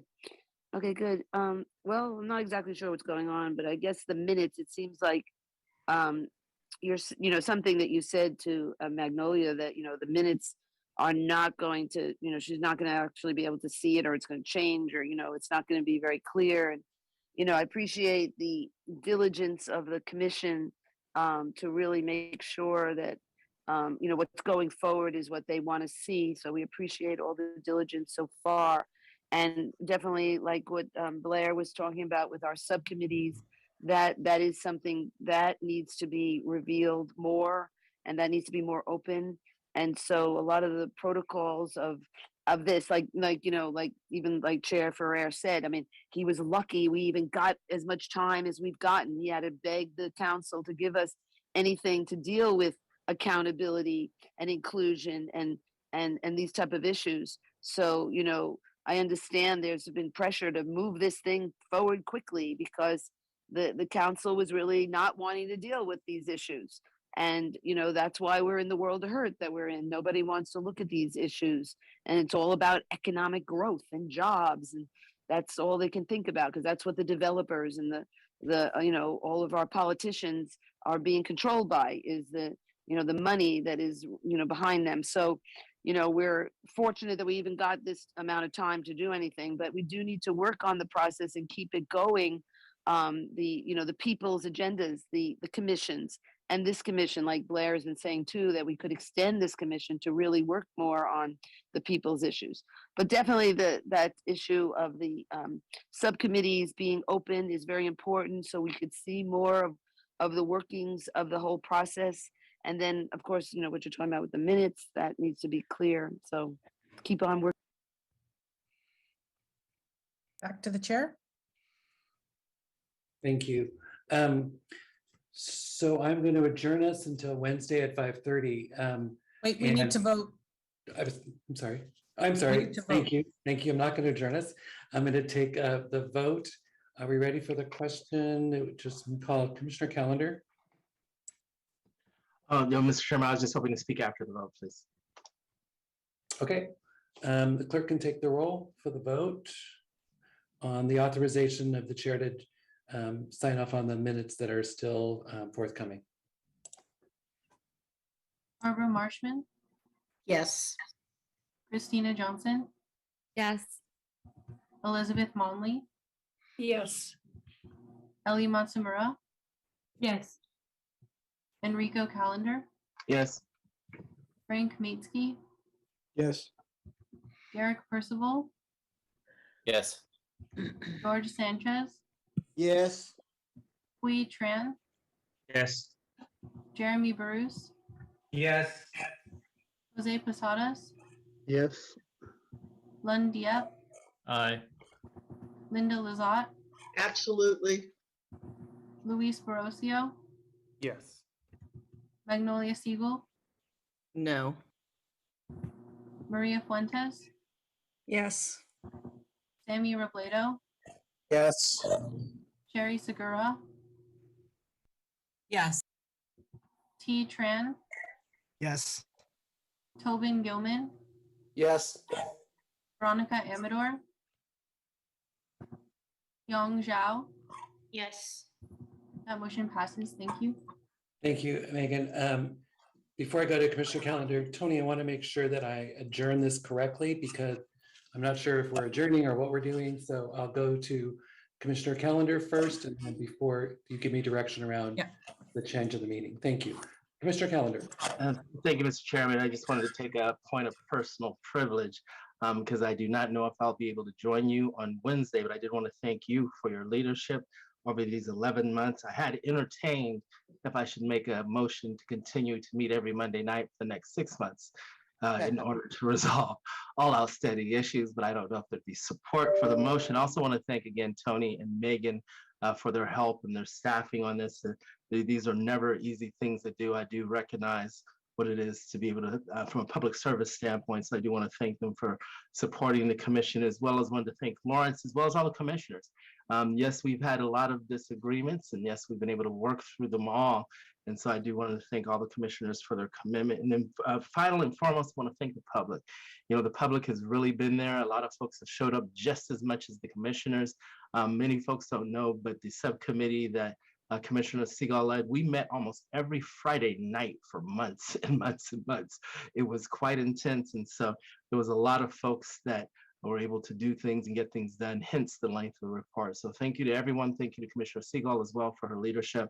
And I just want to take that point of personal privilege because I do not know that I'll have the opportunity to say it on Wednesday, since I will not be able to, likely not be able to join. Thank you. Commissioner Brosio, then Commissioner Lazat. Commissioner Brosio. Great, thank you. Yeah, I echo those sentiments. To make it quick, the clarity around the Friday deadline, the clerk's office, you need it by what time? The dissenting opinions? Yes. Noon. Noon. Is there any way to push it out to the afternoon since they're just going to be attachments? Come on. Come. Well, I have to have everything, like, it takes time to compile the agenda item and post it. That's why I have a noon deadline. Okay. I can maybe do 3 at the latest. Okay. Whatever works for you and Megan, 12, 3, just I would because right prefer now we have the majority. Yeah, I'd prefer 12 because people will miss the deadline. You know, if I say 3, I'll have somebody who's to turn it in late. I'll get it at 5. So I would prefer to keep a 12 o'clock deadline. And then since it applies to that few commissioners, I think 12 o'clock seems reasonable, especially since we know what it's going to take to get it all prepared. Commissioner Lazat. Thank you, Mr. Chair. Since I won't be here Wednesday, I also wanted to take the opportunity to throw a few thank yous around. First and foremost to you, Mr. Chair, for your leadership and your patience. And you have more patience than anyone I know. I also wanted to thank Lawrence and his staff for the excellent work that you did. Tony and Megan, we wouldn't have made it through all of these meetings without you, so thank you so much. Also wanted to thank the members of my subcommittee, and particularly the vice chair, who happened to be the chair of our subcommittee, Christina, for her leadership in moving us along and getting us having some of the first recommendations out the door. So I hope everyone has a wonderful life, and thank you all for participating on behalf of the community. Thank you, Commissioner Lazat. No other hands. I'm going to adjourn us to Wednesday at 5:30. I'm sorry, Commissioner Siegel. I won't get anything in by noon. I'm sorry. If you mean to actually give commissioners time on Friday, it really should be 3 or 5. It's just for the dissenting of you, which I think was just Commissioner Metzke. Unless there's other people that are going to be doing that, it's just one commissioner writing a dissenting opinion with 4 days to do it. I heard from the public there's a few more opinions they would like to be dissented. So on behalf of the subcommittee that has to write all those and consider them, I would ask for 3 o'clock or 5 o'clock deadline. We can't do 5 o'clock because we have to submit it on that day. So I'm going to really ask that 12 o'clock be observed in respect to the staff who have got a tremendous amount of job to get it posted and correct, especially because we've got a lot of things to put together before Friday. That's fine. I just want to say for the record that we probably do have dissenting opinions, and by noon we will not be sending them in. By 3 we can, but not by noon. And if that means we can't do it, then that means that we can't do it. And that's just what the record's going to have to reflect. But we can do it by 3. So I mean, it's our work. All you guys have to do is just attach it. We're the ones that have to write it. I wish it was that easy, Commissioner Siegel. Commissioner Fuentes. Thank you. I just wanted to take a minute to say that in addition to thanking everyone, as has been said, I just want to mention that I hope that all of us will continue working together, because, you know, we're making recommendations and we're no longer going to carry the title of commissioners, but, you know, we have to maintain our investment in our recommendations for our city. And we are an amazing group. And I think if we continue to support the recommendations, moving them forward, they'll have a better chance of being successful. So just a comment. Thank you. Definitely there's a lot of work ahead. Definitely a lot of work ahead. Okay, any other final comments from commissioners, especially those who aren't going to be here Wednesday? Great, seeing none, then I'll adjourn us to Wednesday at 5:30. If you know you're not going to be here for sure, if you could let the clerk's office know, just so that we want to make double sure that we understand the quorum. If folks are going to call in and have a very short window, it'd also be helpful if you let the clerk's office know, so we can make sure that we try to adjust the schedule and the rest of the agenda at that time. So thank you all.